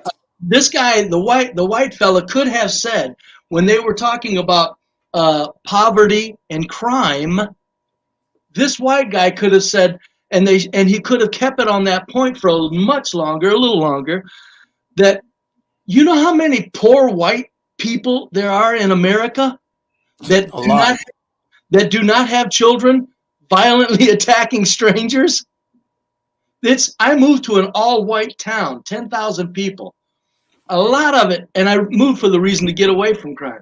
Right. Almost all of the people, not almost all white, a good percentage of them are very poor, you can tell, because they got cars up on blocks. You Well, got I see a lot of even the homeless white people. aren't violent. Yeah, because majority of the ones I see in my city are Yeah, white. I mean, yeah, yeah, they'll ask you if you don't, if you give them, they just leave you alone. They don't follow you or violent. If you give, they appreciate it. That's it. that's right. And this white fella let him off the hook on that because Roland went to the old standby poverty. There's Right. no real poverty in the USA. We don't have Oh, real poverty. I I don't know. care about the homeless. I understand that. I've lived here all my life, 68 Mhm. years. I grew up in an outhouse where the bathroom was outside of the house and a hand pump in the kitchen and heated the water on the stove. There was no crime. So, I mean, we lived in what was at the bottom, but in America, our poverty is not poor. It's Oh, comfortable. I know. It's nothing. See, people here say poverty, even like the homeless in the city where I live. Like, okay, it's not like they are homeless because they are destitute. When it's cold, they give them voucher to go be in hotel. Yep, They have soup kitchens they can go to. yep, A lot of these people, if they don't even tell you they are homeless, you wouldn't know because it's like people that hop trains from state to state. that's you right. know so And so that's why. so it's so it's different for both black and white you know Oh, I don't allow anybody to use the word poverty in America. It's silly. I know there's rough spots, but we still have running water, indoor facilities, buildings, heat for the winter, showers every day. So there's no, don't. But he let him get away with that poverty stuff. And this is what the blacks in America do relentlessly. They always look to the trailer parks. And I'm going, I lived in trailer parks and around them. There's no violent crime against strangers. Now, white people will kill their wife and then go to right. jail, but they Hmm. destroy their home. They're not destroying the community. You see what I'm Right. saying? Right, So this is true. yeah, so this white guy let him off on that. And I'm going, why? That's why I'm suspect over these debates. No, because see, again, you have to remember the guy he is debating, he's Uh-huh. also being careful because if you are too logical, you Yeah. will be labeled racist. And Logical means racist. not only that, but the guy he's debating, I'll bet you is a corporate more of a corporate agent than an This agent. is true. Right. More of a corporate agent than an agent for change. Actually, the white guy might have been charged with taking it easy on him so Roland can further destroy race relations. I mean, this country is run by some slick people. We're very fortunate to be here, but this is the slickest, most scientifically corrupt country that has ever existed in the history of man. Right here. You got us and Israel. The two of us together is the most sophisticated scientific corruption mankind has ever known. So, and then he brings up the moving to the suburbs. It's like white people everywhere I go, Afridamus, build very, very expensive homes right down the block from white trash. Oh, of absolutely. Even like the same if you go even in like Africa, right? Yeah. Like for example, okay, I have land around people who they will be considered poor compared to me.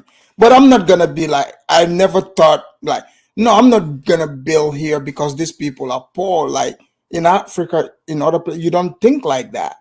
So that's why when Roland said, okay, we cannot move, the rich black people are stuck with the poor ones. Like, what does that mean? What do you mean we're stuck?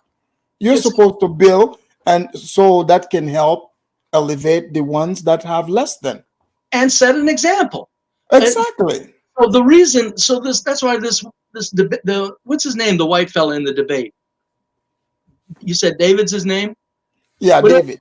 Yeah, David. Pat David. Didn't even hit him with that. He could have said all over America, the reason why white people will build $1 million home down this country lane that's only a mile away from this white trailer trash mobile home park is because white trash are still civil.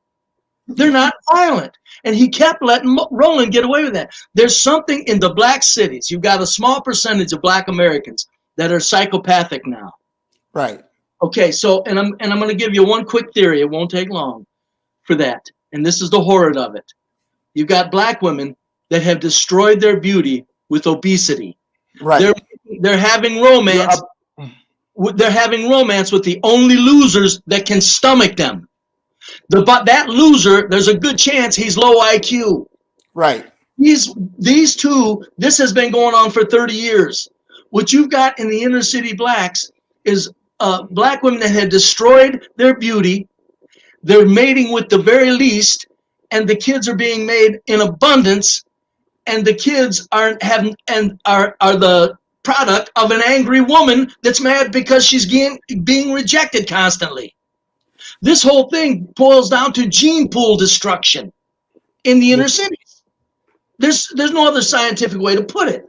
That Roland Martin said the foremost problem is under bad appraisals. Are you kidding me? America, right? Yeah, you know what? I'm glad you brought that up. Yeah, the appraisals, he's saying that is racist. A place where you can choose your own appraiser. But here we go. Yes, and not only that, but I feel so sorry for blacks that are decent in this country, but whether you're from another country or live here, because you're being dragged down with that image of those inner city blacks. And this guy, Roland Martin, does that on purpose. He will not allow a dividing line to be put between the blacks that are behaving in civil and we're all ahead, we're moving ahead, blacks are grabbing their piece of the pie, and he will not separate them animals. Yeah, because he's blurring the line. You notice that, right? Yes, all my life.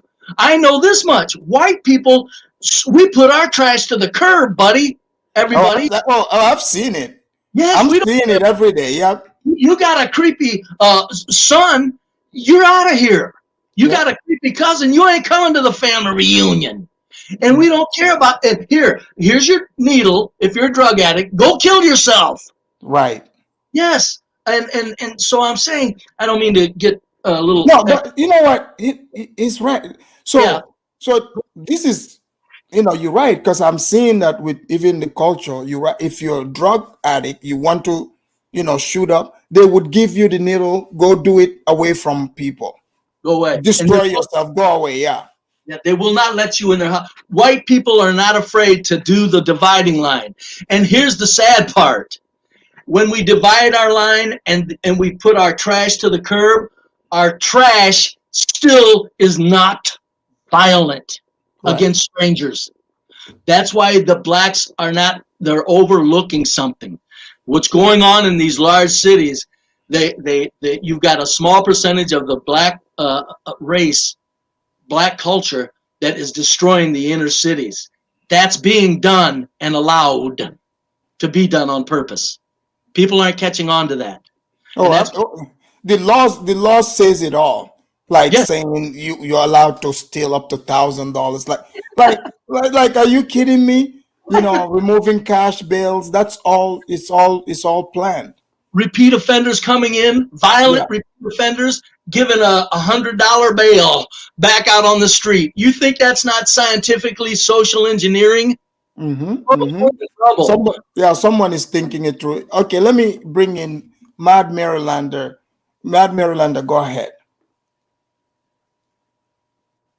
Mad Marylander, are you there? Okay. We got Kidola. Kidola, go ahead. Oh, darn. Yeah, thank you, bro. Are you there, Kidola? Yeah.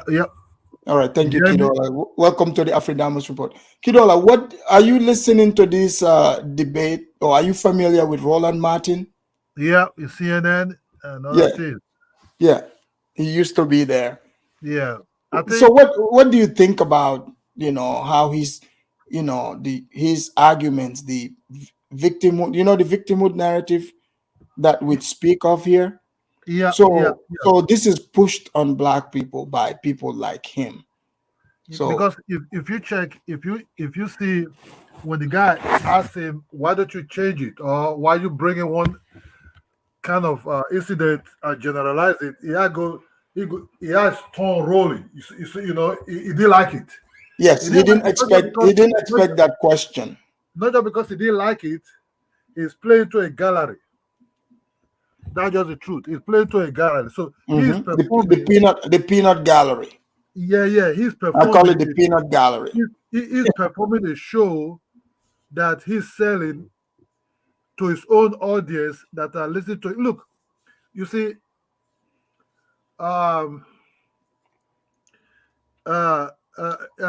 building your own, like what the man with the white beard said, that the gentleman there. Yeah, be brave. Yeah, so you have to build your own sometime, your own thing. You have to do what you have to do. But the truth of the matter is, that's what I said, in this YouTube street, it seems like, have you ever seen whereby a white American really going after a Polish person? No.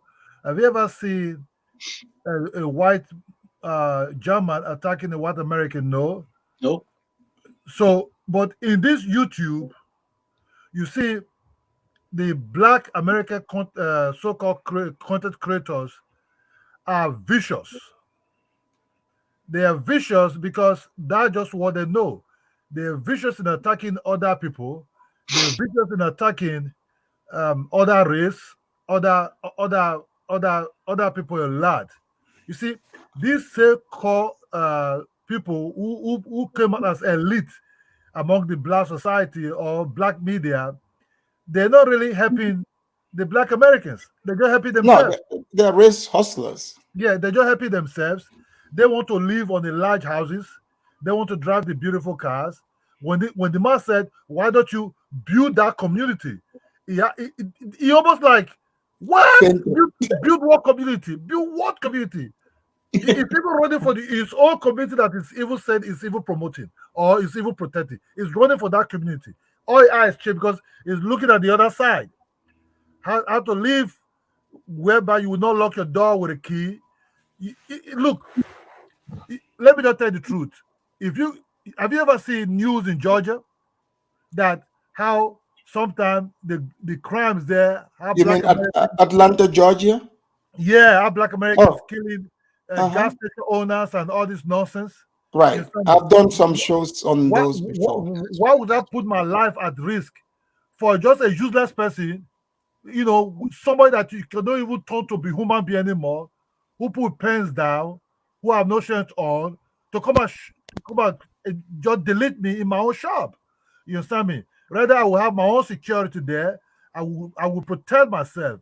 When you start seeing this kind of thing, you just know that even the so-called rich ones, if America, you have to really do a lot. The Iranians are there who into real estate. You know, the Well, Americans are Kidola, there. Kidola, the thing is also like he talks about the poverty, right? Like there's you can call it poverty. Like I live here. I've been living here. Okay. And what they call poor here is comfort in many other countries. Oh yes, oh yes, because they can just wake up one morning and make pancake and eat some peanut butter with some other things, some milk Yeah, and everything. only So sandwich. so so There's so so they can just have they have 24 hours light yeah, and everything. peanut butter and sandwich, double mac and cheese Yeah, with you know, with extra African, fries. Do you know African, here these oppressed people would be they would fight over cold fry. This is how upset. This is how oppressed they are. Cold African, fry. African, you know, in Africa, it takes hours even before you even think about breakfast. You have to sit first, think where's the food, which zone you look into the arrows as okay. I have to go towards the side to get my food. You understand? Right. It takes time. The women have to go far away to get the water and everything. The water is not just close by. Now, because of the borehole, it's a little bit coming closer now. So what I'm trying to say is this: these guys, these so-called black medias, these fake ones, they're not helping their community. One is just asking for donation. You have museum for them. But the thing is, there's if you're able to sell it to people, they said if there's no enemies within, none can exist outside. You've already been pre-programmed to think that way. They all have Because if you look multi-millionaires. at it here, the race thing, race. If you think about like African person coming here, us, have you ever thought how we are just able to just block that out and not operate? Because We Africans, operate that way. because look, in where we're coming from, we don't see color like that. We see people. You understand? We see people. We want to interact with you. Then we will judge you by interacting with you. You understand? That's why I say Africans are more like individualistic communication. We like group, but we also like to know you separately because in Africa we already have that system of living with total different type of tribes and blah blah blah blah. So we already know how to keep peace. So when we come over here, our peace set of to keep peace also show friendliness. You understand me? That's why when Africa come to United States, that even when Africa tried to know the Black Americans, because the Black Americans already have, because the way they were approached, look, when they hear your accent, they become very aggressive towards you. You talk about Akon. Akon will never really be accepted in United States. Let's just be honest. Right. Because people always say, oh, he copied our music. Akon said it himself. That neither they'll call him, oh, you're too dark, you smell, and other things. Most of all these things is actually what is going on in the United States. If you meet a white people, they would like to know you, ask about your name, try to know your culture. Akon friend is a Puerto Rican who really believe in him, who said, man, yeah, you can do it. Even the Wu-Tang Clan people even reject Akon, you understand me? Because he's just an African. But when Akon made it, in one way or the other, what did he do? He stretched hands also to the Black Americans. So what I'm trying to say about this, let's go to this topic. This guy called Martins is just about himself, not just him alone. All the Black Congress in America, all those so-called Congress people or whoever they represent, they're not representing their own people. They're just representing themselves how to live large and have a powerful health insurance. You understand me? That's just all. They'll be there for 30, 40 years. Some of them even die there. You understand? All just for themselves alone by giving lip service. And you see, when you don't have an independent mind, You know, that's just the way it is. I told So you. do you think that's what the blacks are suffering from? Lack of independent mind? Yeah, they don't have independent minds. You see, like that lady speaking said, "Oh, how can Tariq Ashi represent you? Do you see that guy, a person who represent you, a high school dropout?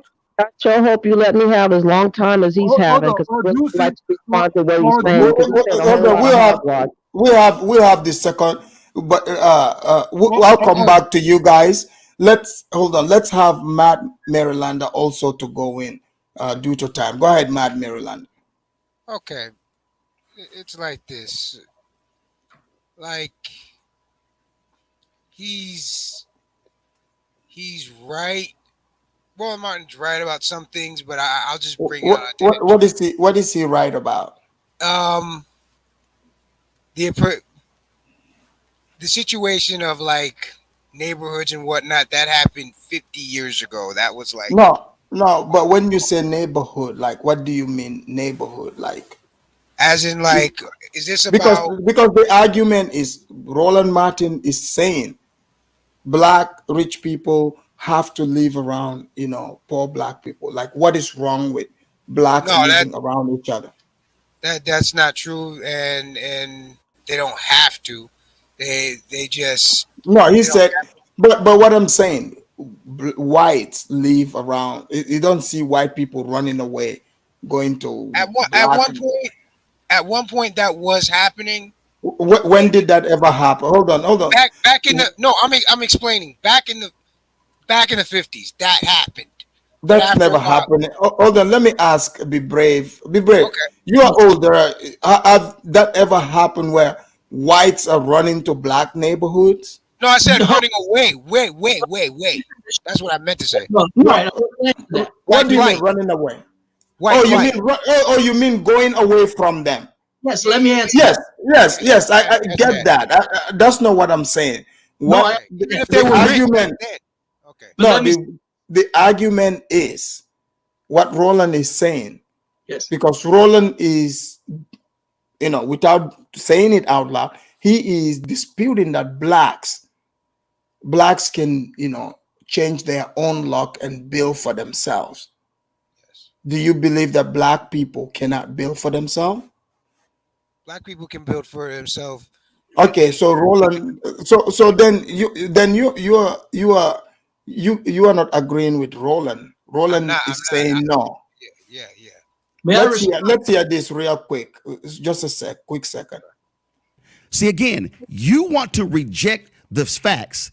And what I'm trying to explain to you is I am refusing to Wow. constantly have people give data without me having access to the entire thing for their own wait, hold up. benefit to divide So it. what you're saying is, Yeah. in order for you need access to the 47 million. You're buying a house too.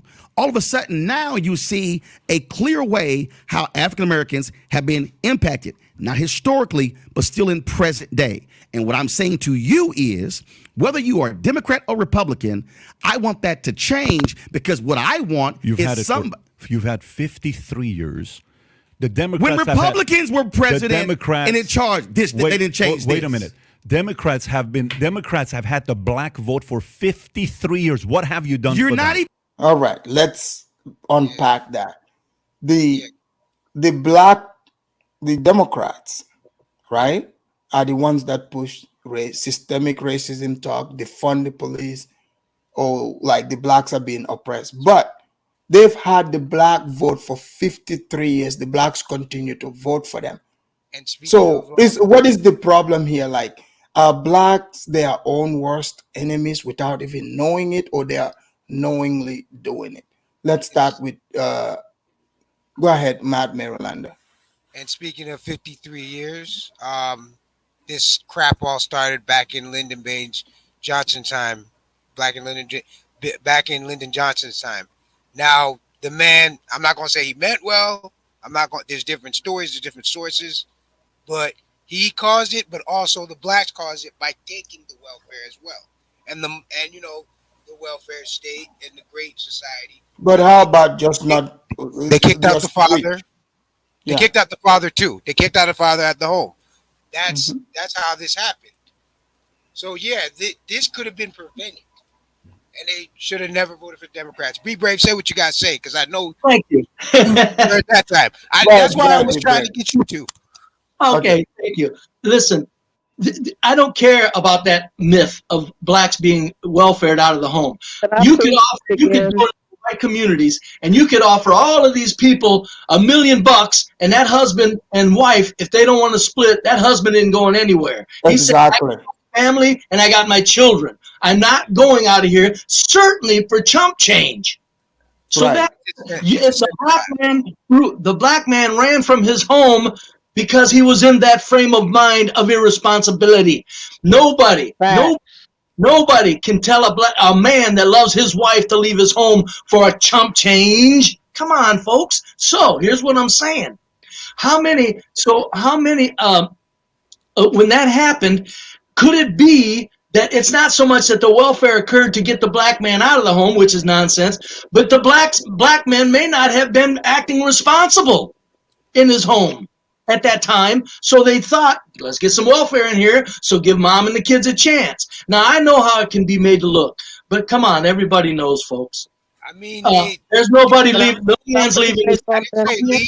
But let's when men decided to go willfully does not mean that women kicked them out or the system. It's really ridiculous that this gender warring is going on when you guys checked out a long time ago.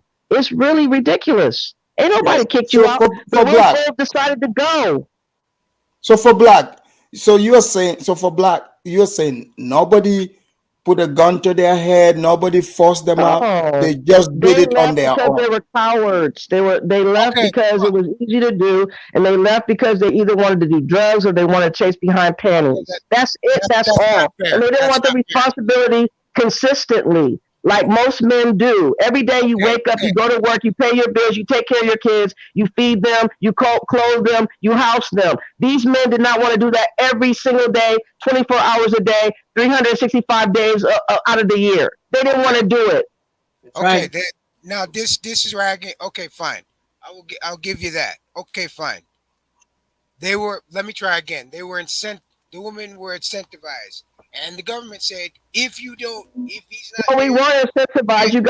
You guys checked out, and we decided, like, fuck it. We ain't got nothing else to do. We might as well take care of ourselves. What are you talking about? Incentivized? Once you check out, we got to take care of ourselves. We got to survive. What are you talking about? And you guys checked out, and we had an option left over. What are you talking about? But then you're gonna say, and then there's women who literally pushed the guy away. So why is this? These men, the women did not chase the guys away. If you guys were willfully willing to be there, no women under their right, no woman would ever want to chase a guy with a full check every damn week. No woman gonna say, I don't want that money in the household. Hold on. One mic. Okay, hold on. We'll come back to that. Let's go to Judah. Let's allow Judah also and Kidola to chime in to this topic here. Go ahead, Judah. Yes, Afridamus, can you hear me? Yes, I can hear you. So this idea that, like what the argument is about the them voting for the Democrats for 53 years. No changes, but they continue to vote. And usually the excuse is they empowered the woman and kicked the man out. What is your take on that? Look, every time you talk to black people, right, they will tell you, this when Obama came to power, right, before he got to power, he was considered as African Americans, but after he left power, they consider him as African, right? It wasn't even only Donald Trump who was saying Obama wasn't born in America. Even the black people in America, some of them were saying that Obama wasn't an African American. So that's why he didn't do and stop for them, because he is African. Now you heard somebody came on the panel and said, Roland Martin is not African American. He's from Haiti. It's always like that, right? Because even if they have their own people in power, they will still not do the things that they expected. It's just funny because, look, these people leave their neighborhood. They don't want to build. they don't want to do anything. They will blame anything for anything. And I really don't have much to say because it's just same more, and it's a repetitive circle. It just keep repeating. It just keep repeating. I really don't have much, man. And I'm Thank really you. busy. But thank you so much, Afridamus, Thank for you. letting me come to your Thomas, All can panel. I right. say, Let's It's let's just have awkward that he keeps saying that stupid argument, but he's not saying anything. What is he talking about? He just likes to just try to snub Black Americans. For what reason? I don't get it. He's a Cameroonian. He's supposed to be a proud Cameroonian, but somehow he's supposed to think that we're not supposed to feel good about being us. Like, what is wrong with these people? I've You always guys That's been lost, not what he proud. said. lost I've your always been mind. I've always been a proud You Cameroonian. lost your I'm mind, dude. a proud African. I didn't Grow lost my up mind. You sometime. lost your mind. You on African panel. Grow What are you up. doing here? You should Grow be okay, your on hold mind, on. dude. Okay, guys. What are you doing on this Guys, panel? okay, hold on. Why Kidola, Afridamus? go ahead, What Kidola. Hold on. Afridamus? Go Why ahead. is she doing on your panel? She's not African. This is an No, African panel. it's Black History Month. It's a Black American. But she This doesn't want is to a be Black African. American topic. She don't want to be But among African people. That's the look, You problem. can't tell me what to be. Shut up, it's boy. hold on. Oh Let's man, there go you to go. Kidola, Right guys. there. Let's Figure not out. hold on, Afridamus, guys. figure out. No, hold on, Jude. Hello? Stop. Hello? Go ahead, Kidola. Kidola, what do they've been voting for the Democrats for 53 years. No changes. They keep voting. Are the blacks their own worst enemies by accident, like without knowing, or they know it, but they are like, hey, we are addicted to it. We're just gonna go with it. What is your thinking?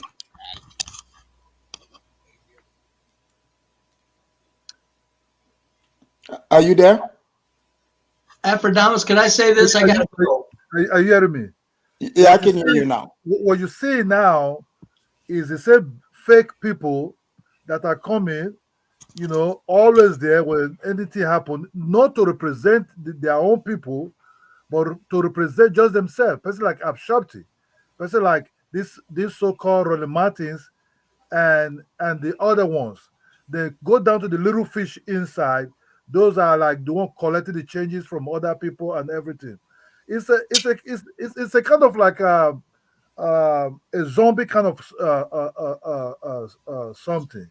You see, when this voting is coming now, you see that the so-called elder person in the society somewhere in South Carolina is ordering people. You have to vote for this person.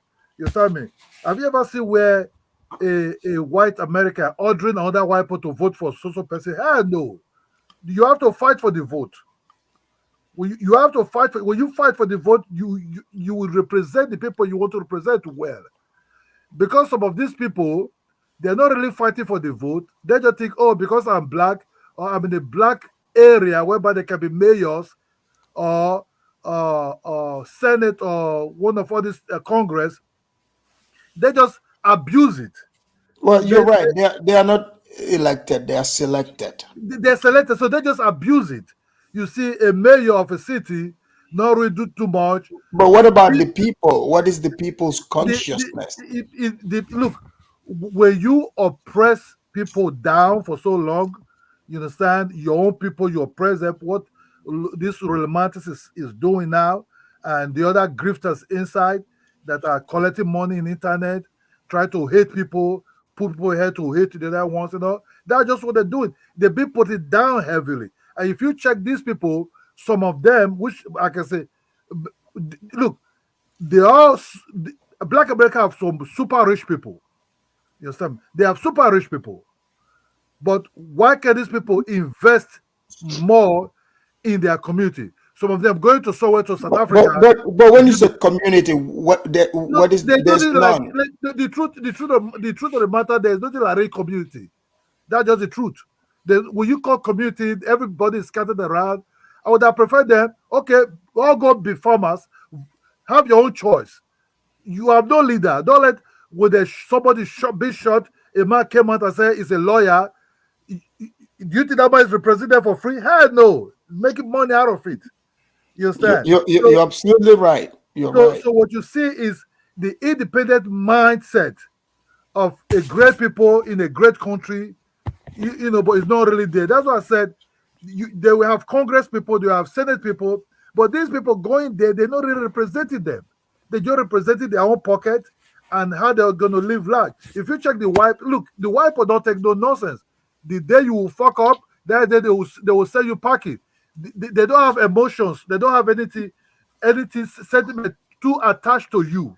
You get what I'm saying? So their own way of life is, okay, we send you there to represent us, be good.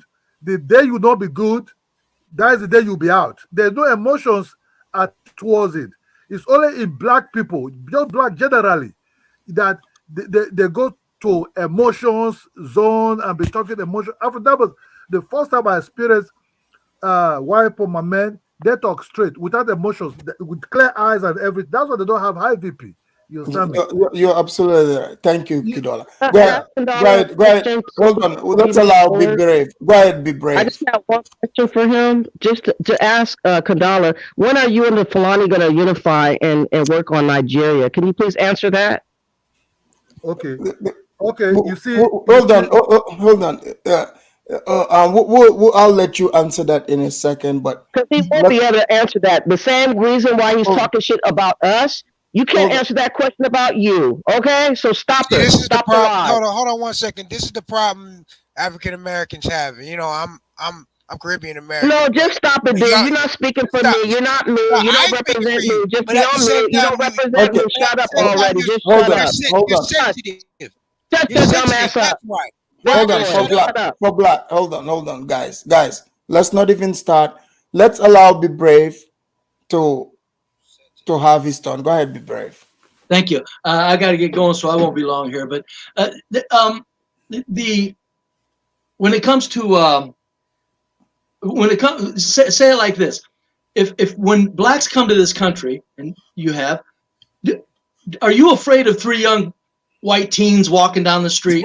No. That is funny, isn't it? Yeah. No. So what I'm saying is, if we're this calm and peaceful and easy to get along with, actually, there's some people that are scared of 3 teens walking down the street. I don't know why that was laughter. Because he asked me directly, right? Living in mostly white area, and so because we saw people who are saying they are scared of 3 white people. But go ahead, Be Brave. No, that's nonsense. There's no reason to be. Right. But they are scared. There's a reason to be scared if they're racist. Okay, for Black, let him finish. You can respond. Go ahead, Be Brave. Racist people are not going to be violent to you. They'll call you a name. That's it. Oh, really? Really? Yes. They're not going to be violent, really? I live in a white state, Utah. Everything is good with me down here. I've walked past 5 white people. They don't care. We're talking about racist, though. We're not talking about Utah. No, I'm talking about racist too. I know. Do you know about the farmers in Colorado that's being chased out of their farms? Are you talking about they're not racist? Okay, for Black. And all that for Black, hold on. For Black, let him finish. Don't interrupt. Let him finish, please. Go ahead. Yes. Okay. And you can name call me after I'm gone, but I'm telling you, for the last 60 years, white people have been very peaceful. So does that mean maybe that when we were acting like jerks, that we were being persuaded into it by the same people that control us now? So what I'm saying is white people, and I thank Afridamus and content creators like you and everybody on these panels that understand how wonderful it is to live in America. I thank you for separating the black race. It needs to happen, and it's not being allowed. But I'm saying this. White people now, over the last 60 years, are this peaceful. Folks, that you gotta, white people, and I'll say this and end up, white people are not the problem of black people at all. Here's the problem.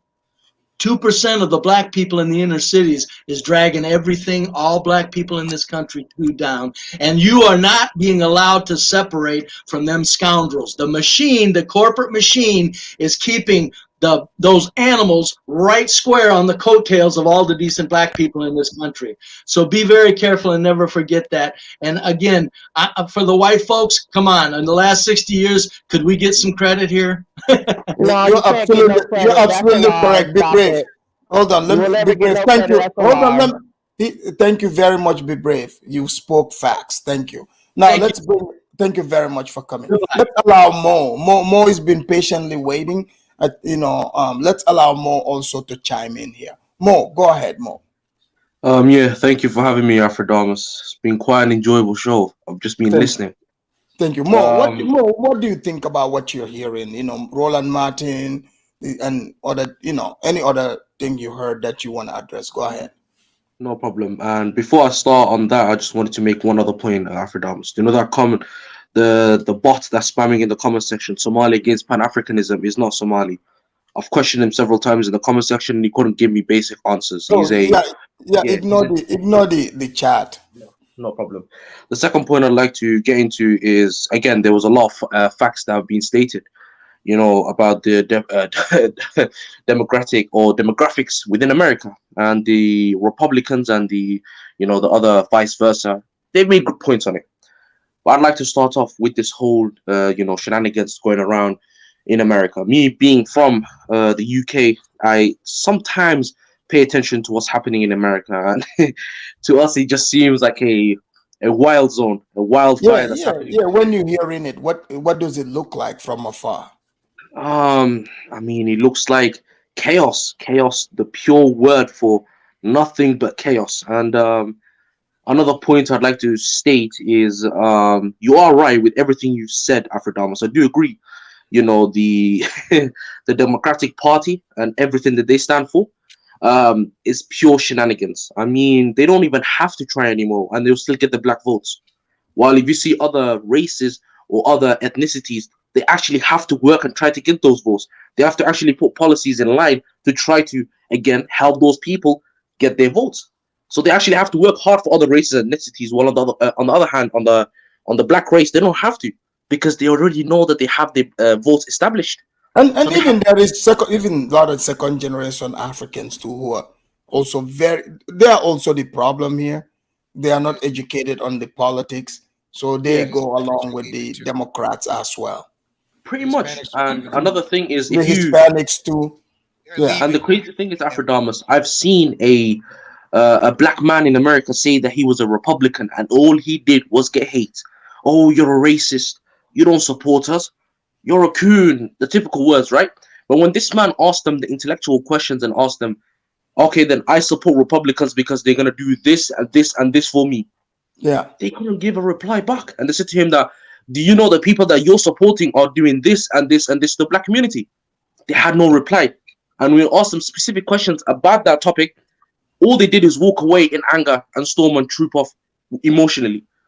I mean, I've seen the situation about, you know, the lack of fatherhood figures in the household, which is worrying. It is. Yeah, but, you know, think about how Roland Martin pushes he said he came from a two-parent home, stable, but he's not promoting that. It's a lucrative blows business. my mind. Exactly. It's a lucrative business, and a lot of these guys are actually taking up on it because it's so easy to raise funds. All you have to do is play to the strings of emotions within the black community, and they will already donate to you because you're part of them. Apparently, you fit the narrative, you fit the victimhood. So now they're gonna donate towards you, or they're gonna donate towards your cause because you fit the narrative. It's all about the narrative, Afridamus, and this man is playing to the heartstrings.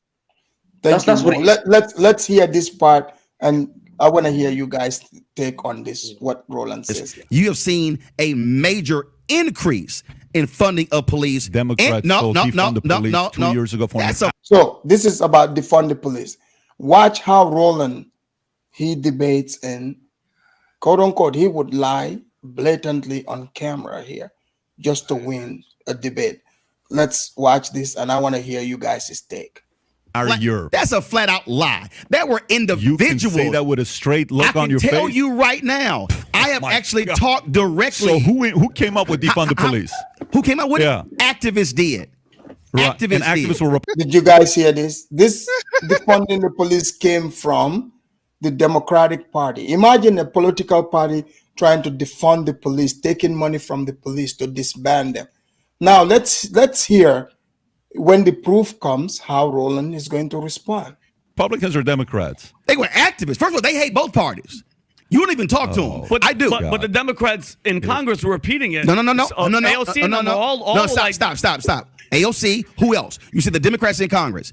How many Democrats in Congress oppose defund the police? A lot. But I'm saying there were still some in Congress saying you're repeating the rhetoric. You just said some. Hell, I could quote Louis Gohmert and some crazy stuff that he says and go, well, you know what? That's Republicans. guys, you're seeing the cure is saying Roland has no reason to lie. He has millions of reasons to lie, and he's about to be debunked here. Watch. Let's hear him. The reality is this here. Democrats, Democratic mayors, Democratic governors, and yes, Democratic president have greatly increased funding of police in this country. Ain't even a question. So you can holler, the Democrats defund the police when it shows they've actually increased the funding. Show the video. They've increased the funding. You asked for it. Yeah. You asked for it. Show the video. Which video now?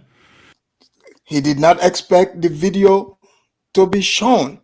His voice changed quick, but let's see. Show the video I just emailed you. I just texted to you.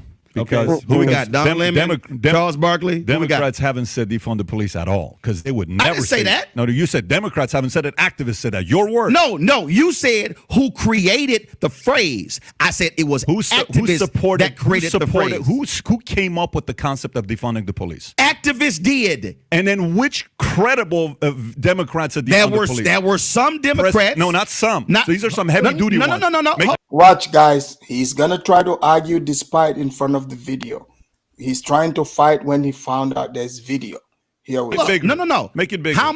When Democrats control Congress, how many votes they had? Here you go. When Democrats control Congress, how many votes did they have? You like Nancy Pelosi? When Democrats control Congress, how many votes did they have?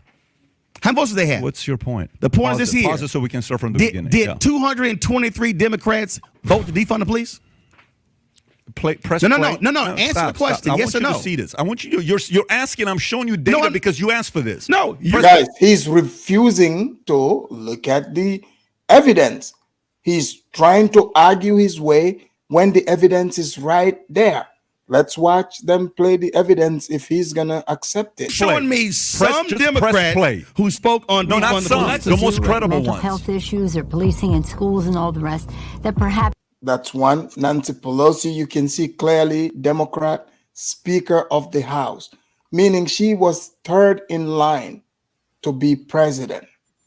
So she's very prominent. She's here supporting to defund the police. So Roland, mind you, he's here. He is a Democrat shield. So this is literally is like criminal at this point. Because if you are supporting something that you say it's supposed to be good, and when the evidence has been shown, you want to deny it, that means you had evil intentions the whole time. But here we go. We can shuffle some of that money around. Suck it up. Defunding the police has to happen. That's number two. Cori Bush, a black single mother that became Congresswoman. I don't know how that happened. She's married, actually. Well, okay, fine. But at the time, she was a single mom, right? Of course, now she's in Congress. Somebody's going to marry her now. She's getting that money, right? So she is for defunding the police. This woman is aggressively pushing for it. Here we go. Need to defund the police. Mayor Eric Garcetti saying, take some of the money from policing, about $150 million. I applaud. That's Kamala Harris, the one that, playing vice president these days, right? So here we Eric go. Garcetti for doing what he's done. Not only do we need to. There's Ilhan Omar. Thank God she's up here. Okay. There goes Ilhan Omar. By the way, Afridamus. Yeah, she's a disgrace, Ilhan Omar. She's an absolute disgrace. What the Somalis? You guys are rejecting her? Oh yeah, she's a disgrace. She left her husband, cheated on him with a Jewish man, and took his kids away from him. She's a disgrace. And then married the dude. Yeah, okay. She's a disgrace. Yeah. Yes, yeah. Let's see more. No. That's two. No, that's two. Three. You guys see Roland trying to lie. Here we go. Dismantle the Minneapolis Police Department. That's just so yes, defund your same person. Defund you. Yes, I support the reallocation of resources. Three. No. Have you noticed the majority women and the men are black? So the whole thing is upside down. They got the pyramid flipped upside down. That's why there's going to continuously be chaos. These women that are pushing for this, they are pushing an agenda that was given to them. It's not their own idea. So you can't trust politicians. You can't trust them. No, that's not defund. We No, will take be him. moving Reallocating. No. De Blasio, Democrat, former mayor of New York. Go see what New York is like now. Money's the not funded. No, NYPD because I'm about to to check youth you. initiatives and social It's two. services. They are talking about Another short-haired black woman, right? So Roland keep trying to, cut down the number. reducing No, it's not. the allocation of resources to that You're department. And I think defunding them. every You're single wrong. How's that city wrong? in this You're country ought to be wrong. thinking about the Let same it keep thing. Yes, I support the defund. There goes another bald-headed black woman that supported it. Three. That's still What's keep gonna going. keep Three. going? Now, let me explain There goes Susan Rice. to you. How many more you want me to No, play? no, no. So let me explain. There goes another one. There goes another white woman. That's five. No, it's three. No, That's it's five. five. You're trying So to yeah, I mean, more the just spirit one. of it. I So I pause only it. three. Pause it. Rolling, it kept By the way, going. It would kept you? going. Okay, hold if on, you- right there. if- What would does you- reallocate mean? Would you like me to Taking money continue away. this? No, it's no. Don't. Poor hubby. Poor hubby. All Democrats are against us. Period. you Where the know- police are Guys, what do you think about Roland literally getting caught with camera and he's still trying to, push this narrative? Afridamus, he don't care. It doesn't matter. These people, even when the proof is right in front of them, they'll just say, no, it's not true. It's not true. And it's mostly for fanfare as well. I think the Democrats don't want to defund the police in their neighborhood. Everywhere else is fine. Mm-hmm.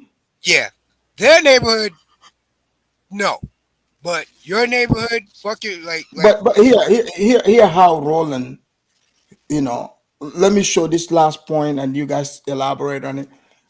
Here, Roland, this is the perfect way to lie. Changing words. It's called word salad, semantics. Whenever you see someone doing that, don't trust them. They are trying to pull a lie. They are trying to pull the wool over your eyes. Here we go. handing out parking tickets, where the police are doing duties that had nothing to do with the streets. When you say reallocate, what that says is, okay, why should we have police handing out parking tickets? Why don't we have them doing the major function of fighting crime? Why? So you see what he's doing?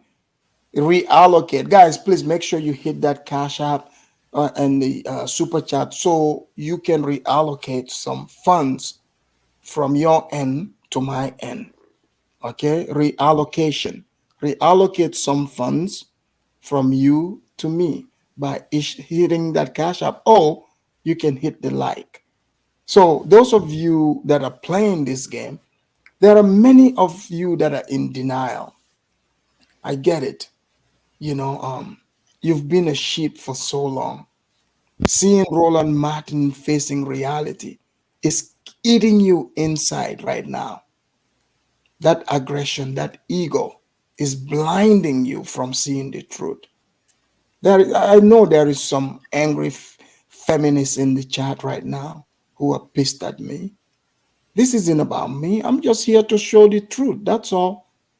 I mean, don't get mad at me. Get mad at Roland, or get mad at yourself for believing him. Here we go. Why don't we actually have this unit that handles that? That's called reallocation. When you talk about the issue of mental illness, you're spinning. No, I'm not. I'm stating facts. You're spinning. First of all right, guys, Judah, let's start with you. Let's say you, Judah. They showed the proof. And Judah, are you aware that the Democrats were the ones that came up with defund the police and supported it? Of course, Afridamus, of course. And how do you how like would you even take anybody serious who listens to Roland as the man that brings out the truth? Afridamus, have you been to Democratic State? Go to I live in one. You go to Seattle, Washington. I live in one, and our major city. Trust me. Guess what? No, California is it's the same like, thing. Chicago we're like, is the same. Well, like California, okay. Picture We got San our that's problems Francisco. here. We got our problems here in Maryland, Baltimore. and that's why I left democratic state, because it's a gun down state, and I moved to a sundown state, Utah. So wait, Yeah. Judah, are you saying you are safer with the whites? With the whites in Utah, the Mormons, you're not afraid of the whites over there? Afridamus are more safer in Utah than in all these other states. I used to live in Indiana and all these places, man. It's just crazy, man. Wherever you find black people, Do you live in it's Salt Lake chaotic. City? I live in Salt Lake City, yeah. Oh, You know, I thought that was the meth capital over there. Is it good or no? they call it they call it red capital, but it's beautiful down here. It's good for us. It's not good for people So that. let's say Judah. So you're not gonna move to Black Mecca like Atlanta? They have. Hell no, I'm not moving to Atlanta, man. Hell no, that's What about disgusting. Baltimore? See, Afridamus, let me talk. Let me Not talk. move back to Look, Cameroon either. look. These people that they say defund the police, their neighborhood are the ones that are messed up. They are the ones that are causing the problem. How can you defund the police yet it is your own people that are doing the killings and all this stuff around? I find people are just so myopic. And even if they defund the police, your cities, your whole quarters where you live at is gonna be messed up. And when you have all these how they call it in Atlanta right now, I heard that they are taking out all these black neighborhood and trying to construct and build new things, right? Black people are getting mad. But why are you getting mad? Because you cannot take care of your own neighborhood. And these are the things that people are saying, man. Like, it's just chaotic. I will never move back to a black neighborhood. That's why I tell every African person that is coming to the United States, when you come here, you gotta be careful in certain state that you move, especially the ones that are run by black people. Move to a white state and you'll be more safer than what it is. And I'm just gonna cut it like that. Thank you, Thank you. Afridamus. I'm gonna Thank dip you for out. coming in, Judah. No And that's problem, man. Judah Thank out. He said his thank last words. All right. Can I just be me for black? What would you say in your closing as you heard Judah? What do you want to add on to this?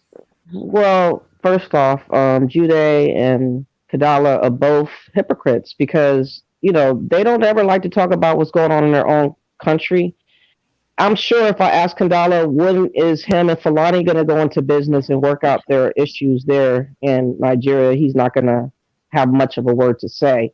And if I ask Judea, when they're gonna have one country. Hold on, let me finish. I didn't interrupt you. Let me finish. And if I ask Judea about Cameroonian being one with one language and getting along among themselves, he's not gonna have an answer for that. But they like to, pick fun at people that are not protected in America. I get it. We're not protected. We don't have a nation. We just kind of wandering around, doing our thing. And so we're easy to pick fun at and scapegoat. It makes you feel good. It makes you feel better. But it's not changing anything on the ground in Nigeria. It's not stopping the changing of the currency going on right now that I'm sure you're scrambling to get. Well, you might have new Naira notes because you might be corrupt yourself. But the vast majority of Nigerians are having a hard time getting those new Naira notes, and I know about that. But why do you?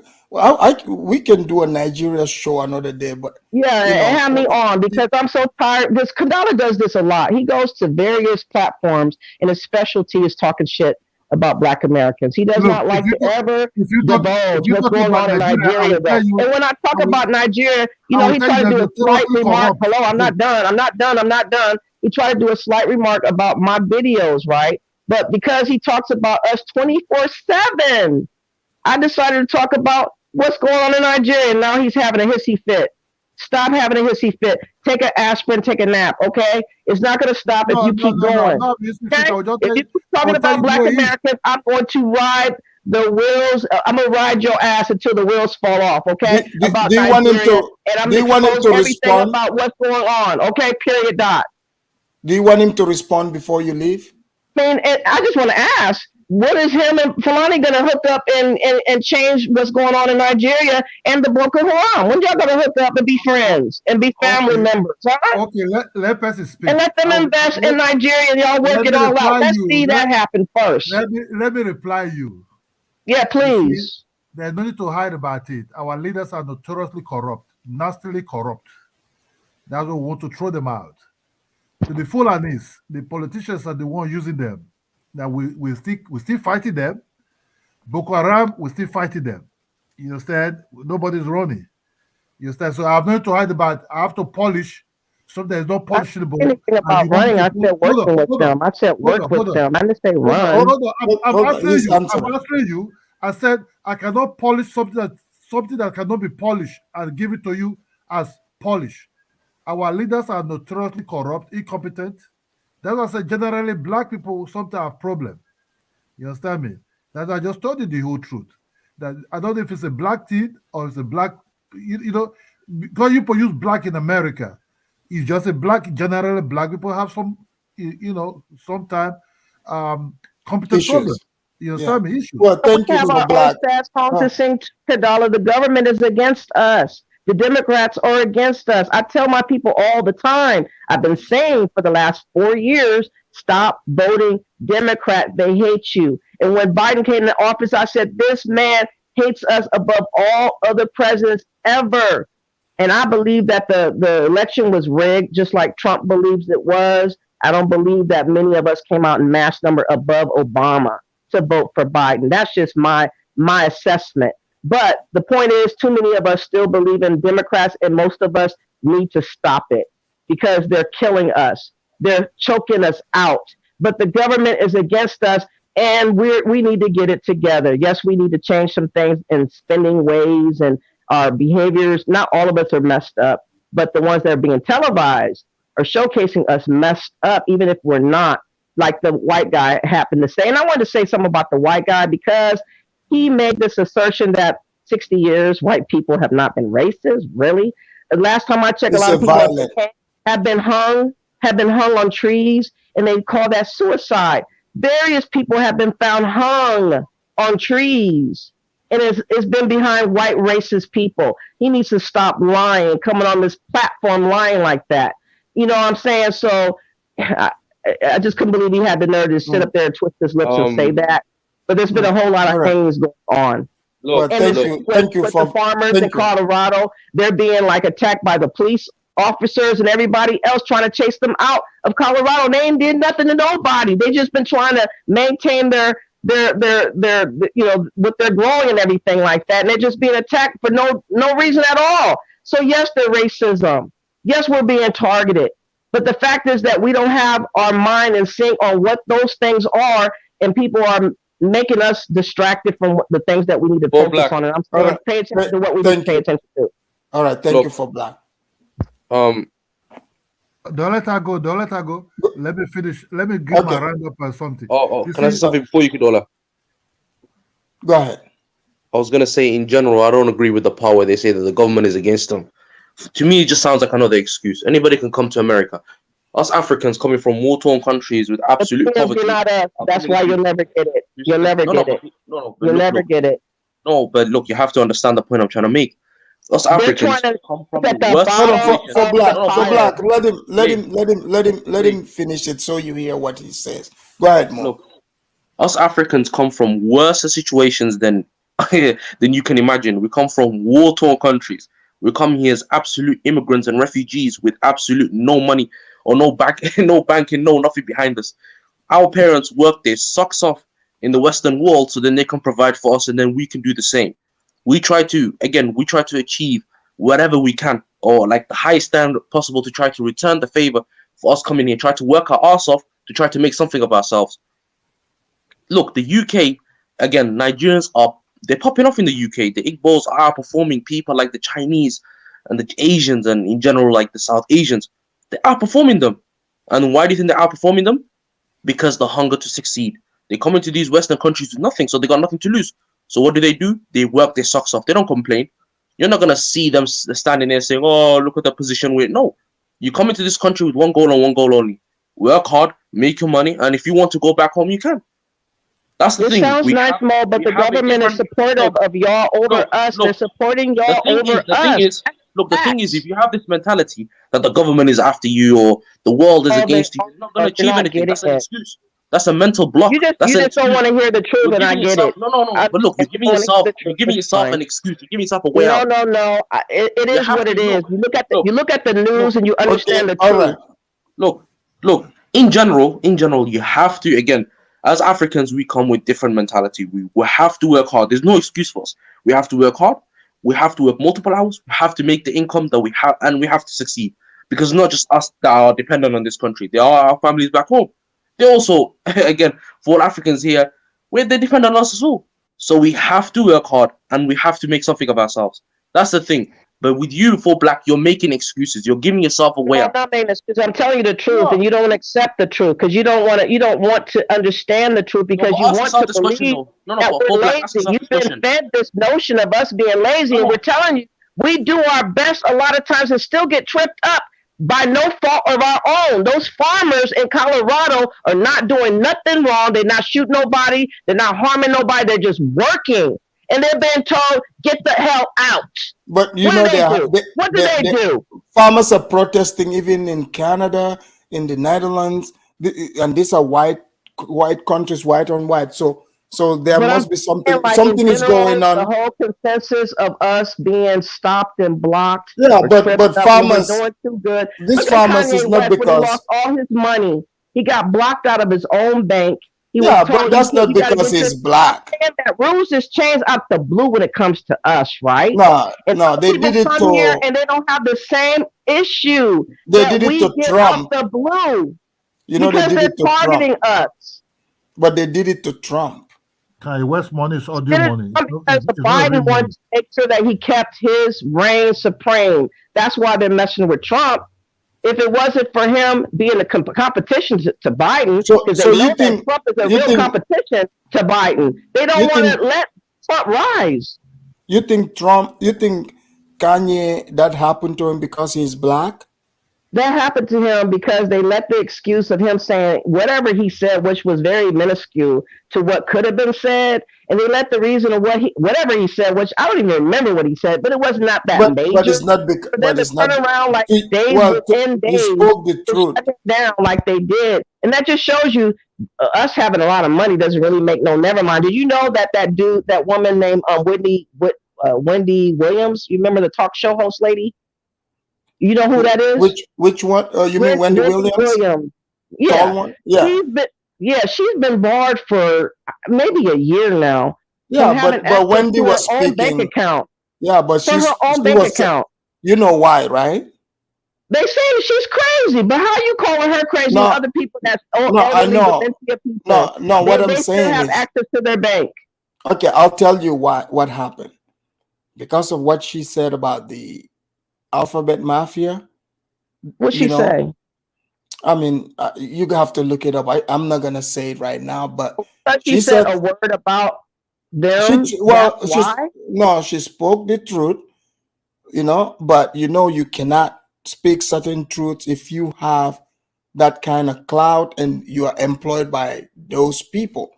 They would So they have the right to destroy her and keep her money from her that she worked all those years? That's what I'm saying. They do not, on the normal circumstances, on the normal things, they should not be able to.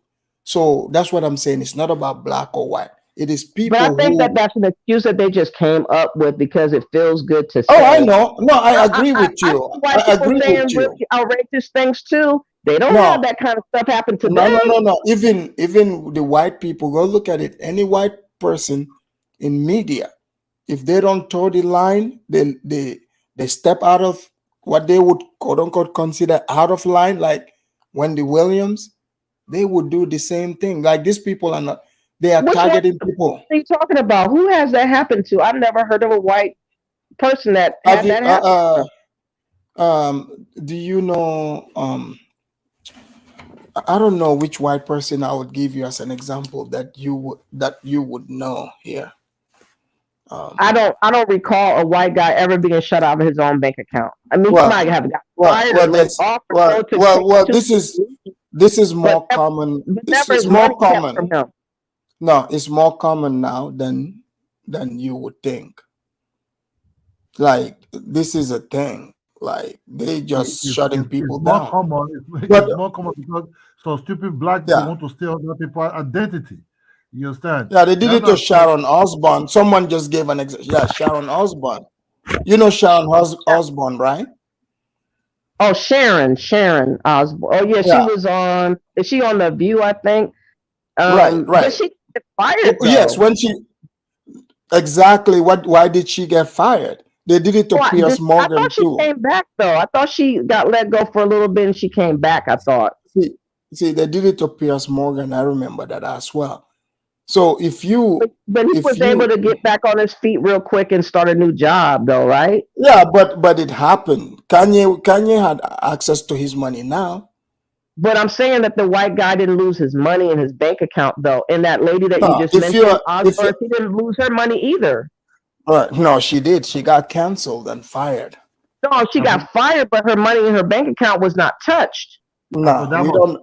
They trust me. When these people these days, that's the punishment for this news people speaking the truth. You're not only getting canceled.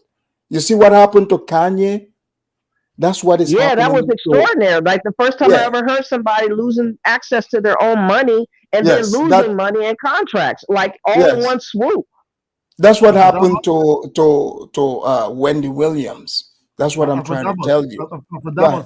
They're both black, though, is what I'm saying. Not the one white person has that happen. Kanye caused his own problem. You understand, Afridamus? Look, Kanye caused his own problem. You see, there's a certain line you will not cross.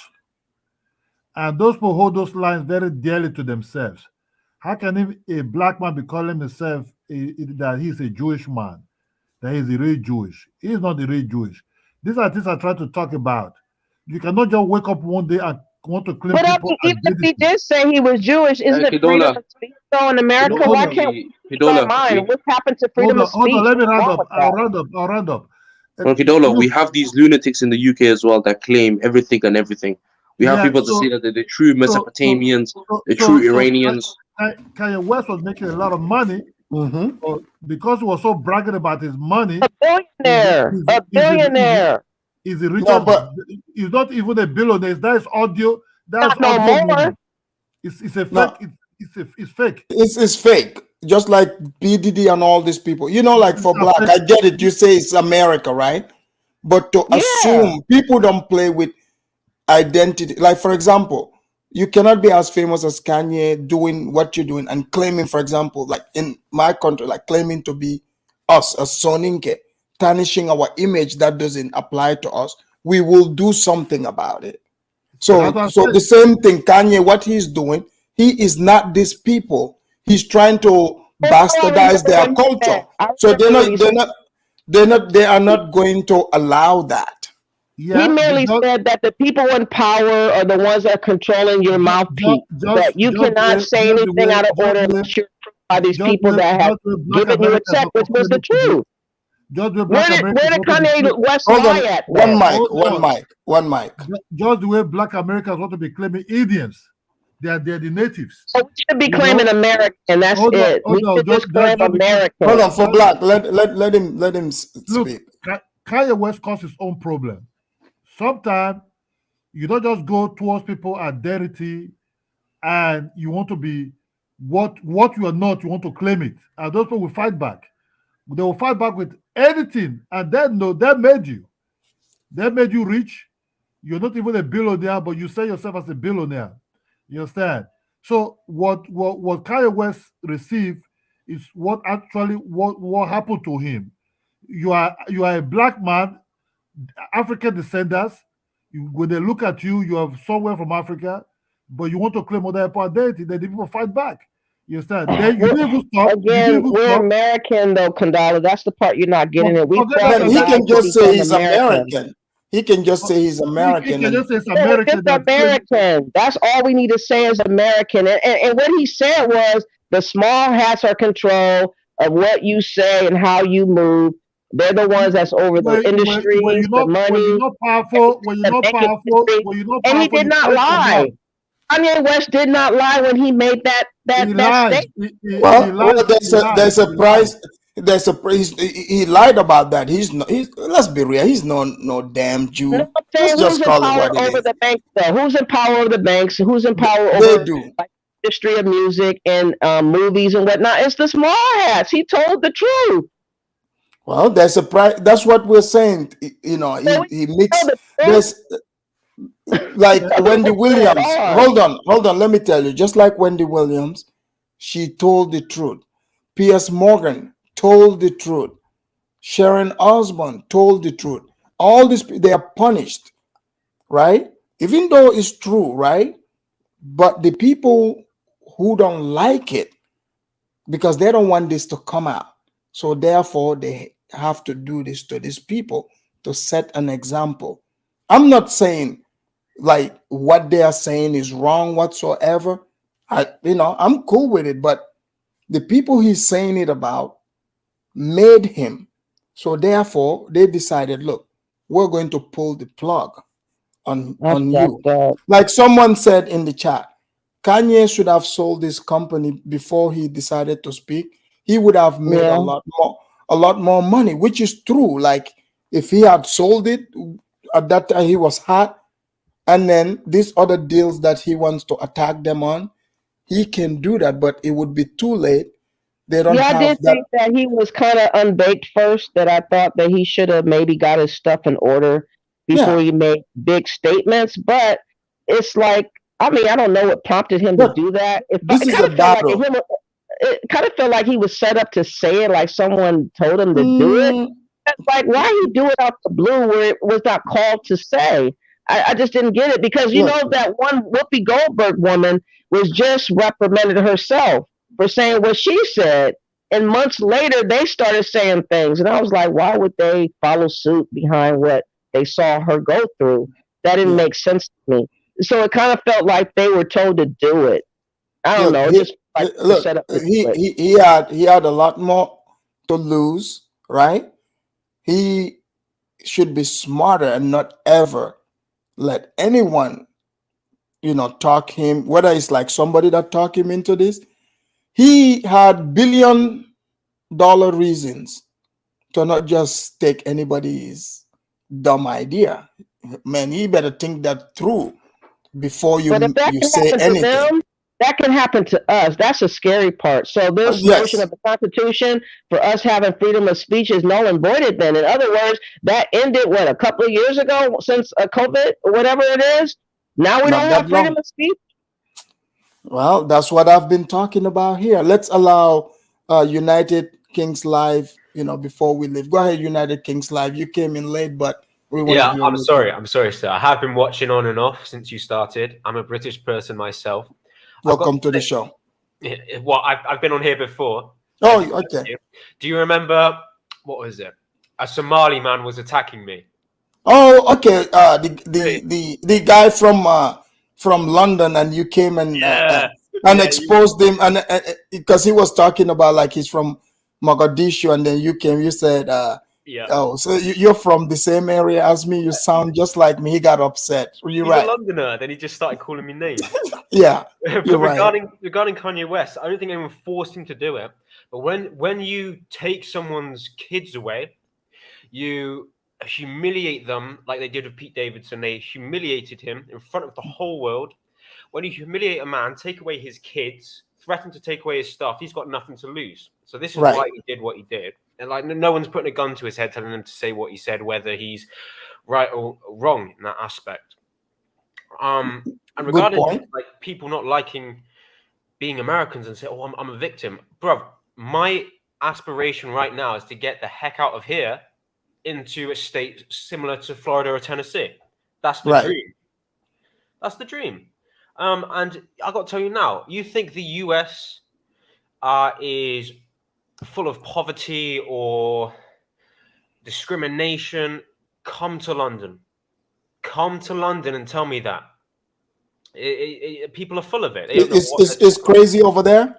Mate, have a look at London. It is, I would say London is more multicultural than anywhere in America. And the thing is, London, the crime rate's gone up. They don't care for the youth. They promote young children stabbing each other. They promote it. They like it. It's in the songs. So just like the drill rap, drill UK music. It's disgusting. They promote people who came through the Windrush scandal coming into the council estates in London. They promote them stabbing one another over their postcode / their zip code. And I know in the US you have areas where they shoot each other, but I got to tell you now, London is less safe than most places in the United States of America. I've heard people say this. You know, like in America, honestly, when you hear like there's like areas where there's violence, but it's not spread all over. Yeah, it's like there are places, there are states that, you know, the crime rate is way low. Even like some states where you hear some city there's crime, it would be like a city, some part of that city, it wouldn't be all of it. Yeah, I think West London is the best area. East London is kind of better, but North and South, that's where you get like Lewisham and Peckham. So like North don't like South. So someone from the North could come to the South of London, ask for your area, so they could be like Edmonton, which Edmonton is a place. Mm-hmm. Be like Edmonton. So like in Canada? Yeah. Same Edmonton. So do they promote victimhood and racism in London too? Oh, everyone's a victim. Everyone is a victim. The mayor of London is a Muslim man. Wow, how did that happen? Because London is now a multicultural zone. In America, a lot of people discuss. Pretty soon, London would have Sharia then. Oh, they're trying. They are trying. I got to tell you now. Is he Pakistani? He might be. I'm not sure. Yeah, London is over. It's done. London is over. Well, I got to tell you now. You want to talk Pakistani males? Pakistani males are responsible for 85% of the grooming gangs that sell drugs to children and do stuff to children in the United Kingdom. And it was covered up for 30 years because the police are scared to be called racist. 85% of all grooming cases where they drug children, they sell children, they do stuff to children, 85% are Pakistani male. So there's a problem. And you have a look at Luton in the United Kingdom. There was one mosque there in the 90s. Now there's 30 and it's full of heroin. How did that happen? It's because they segregate them into towns. So one town, majority Muslim. One town, rich white people. So it's not like a black or white like in America. I would say that they want to make it black versus white. I'll tell you now, George Floyd protests in my city, they were setting fire to police vans. They did protests in London? Maybe. I think they What? did. But I'm in another country. Wow. Okay. I'm not. But wasn't that brought on by Bill Soros though, or what's his name? George Soros. Wasn't that paid for by George Soros? This is all these different people. The people I know that was setting fire to police vans weren't paid by anyone. They did it because they're on the right side of history, so called. That's why they do it. Man, George Soros does have his hands in a lot of these movements, though. Is what I'm saying is he has his imprints on a lot of these movements that's out here. I'll have to look into London. London sounds. Yeah, because I read on that a little bit. I did hear that he was involved in a lot of different movements. Afridamus, let me type in some locations to you in the chat. Yeah. I'm going to tell you where I am right now. I'm going to give you my city, not my town. But in my city, I know people who personally set fire to police vans, jumped on police vans, were smashing windows, trying to burn down our city because of George Floyd being killed in America, when we are in the southwest of England. Are these black people or they are white? Make the majority white. Yeah. That's what I was telling people. Even here in my state, in the city, it is the white people doing this riot. That's why I said it's not about blacks. No, it's not. It's about bad versus good. But if good versus evil, I would say. And a lot of the good causes, like you heard of Just Stop Oil, the people that are throwing soup on paintings. Right. They lie down in the road here. I've seen some videos where the people even drag them out, right? Sometimes they sit back down and they don't get arrested for it. But if you dare touch them, you get arrested because that's assault. But if they sit in the road and you can't get your nan to hospital, and you can't run them over, it's fine. I don't get it. You know, I notice in America, they don't try that. Maybe America has a lot more crazier drivers on the road. You know. No, over here people huff nitrous oxide out balloons and drive. Oh. You know what nitrous oxide, when you're having like a tooth removed, you know, the laughing gas? Right. What these And why people is that? It's called nitrous oxide or NOS. And what they do, they put it in a balloon and they huff balloons and then they're on laughing gas and they drive on this stuff. They do it out in public. You see silver canisters and balloons everywhere. And I know someone whose hand is stuck like this permanently because he did so many balloons. Wow. That's popular here. Whereas like And it's legal? It's a weird one. It's like it's when Well, you I guess a whipped cream. I guess it was easy for them to protest over a druggie. I've always said George Floyd died of a fentanyl overdose, but the police weren't wrong for doing it. But the whole reaction to it was despicable and out of line. Well, thank you, United Life. Next time, I would love to have you here sooner. So, guys, that was for. Yes, send it to me in the back there. And for Black Righteous, thank you for coming in and keeping your Can I composure. just make a statement? Thank you for having me on, because I know that you we clashed before, and I appreciate you having me on still. And hopefully I can come on again. But I know that a lot of people have a lot of issues about me telling too much truth about their country and whatnot. No, it's okay. If what's good for the goose is good for the gander. If they can poke fun at us and make us the mocking joke everywhere they go, they can't expect me just to be, pretending like I should put their culture on a pedestal when I have a whole lot of information about their culture. So it is what it is. But thank you for having me on. No, for me, as long as you keep it, civil, clean, you can come here and challenge anyone on whatever, But you saw how what's his name, Judea, was trying to tell you to kick me off and all that. That kind of but he's not the host. As long as you keeping, with the, like the guidelines of the show. I mean, he can kick you off because he doesn't have the power to kick you off.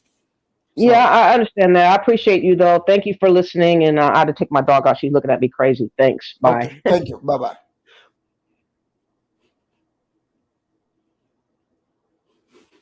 All right, guys. We're at the 3-hour mark. Great show. As you guys can see, Roland Martin here. Clearly, some of his supporters are saying he won or whatever. I don't know what that means, but clearly he's a race hustler. He wants to push Black victimhood. And if you have common sense, you would see that he is exposed. And I want to thank all of you for watching and the panelists that came and partake in the conversation. These conversations here, we can agree to disagree, but at the end of the day, it is what it is. We would give Roland Martin a big clap for, even going to this show, not being afraid to show his ignorance. Let's clap for Roland Martin.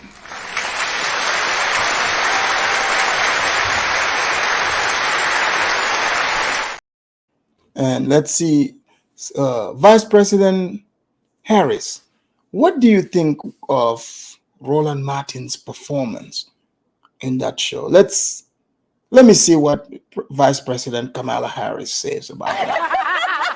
Poor hubby. Poor hubby. Nah.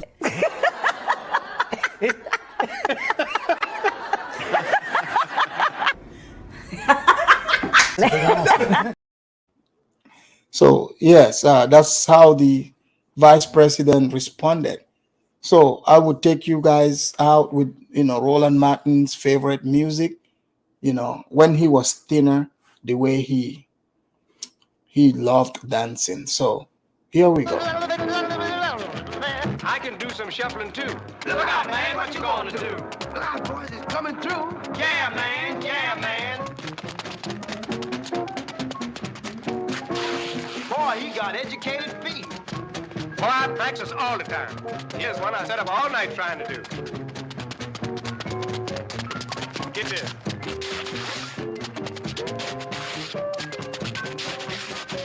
When the boat dock at Memphis, you should get yourself a job in one of them Beale Street cafes. Boy, you've been reading my mind. Watch me go to Beale Street.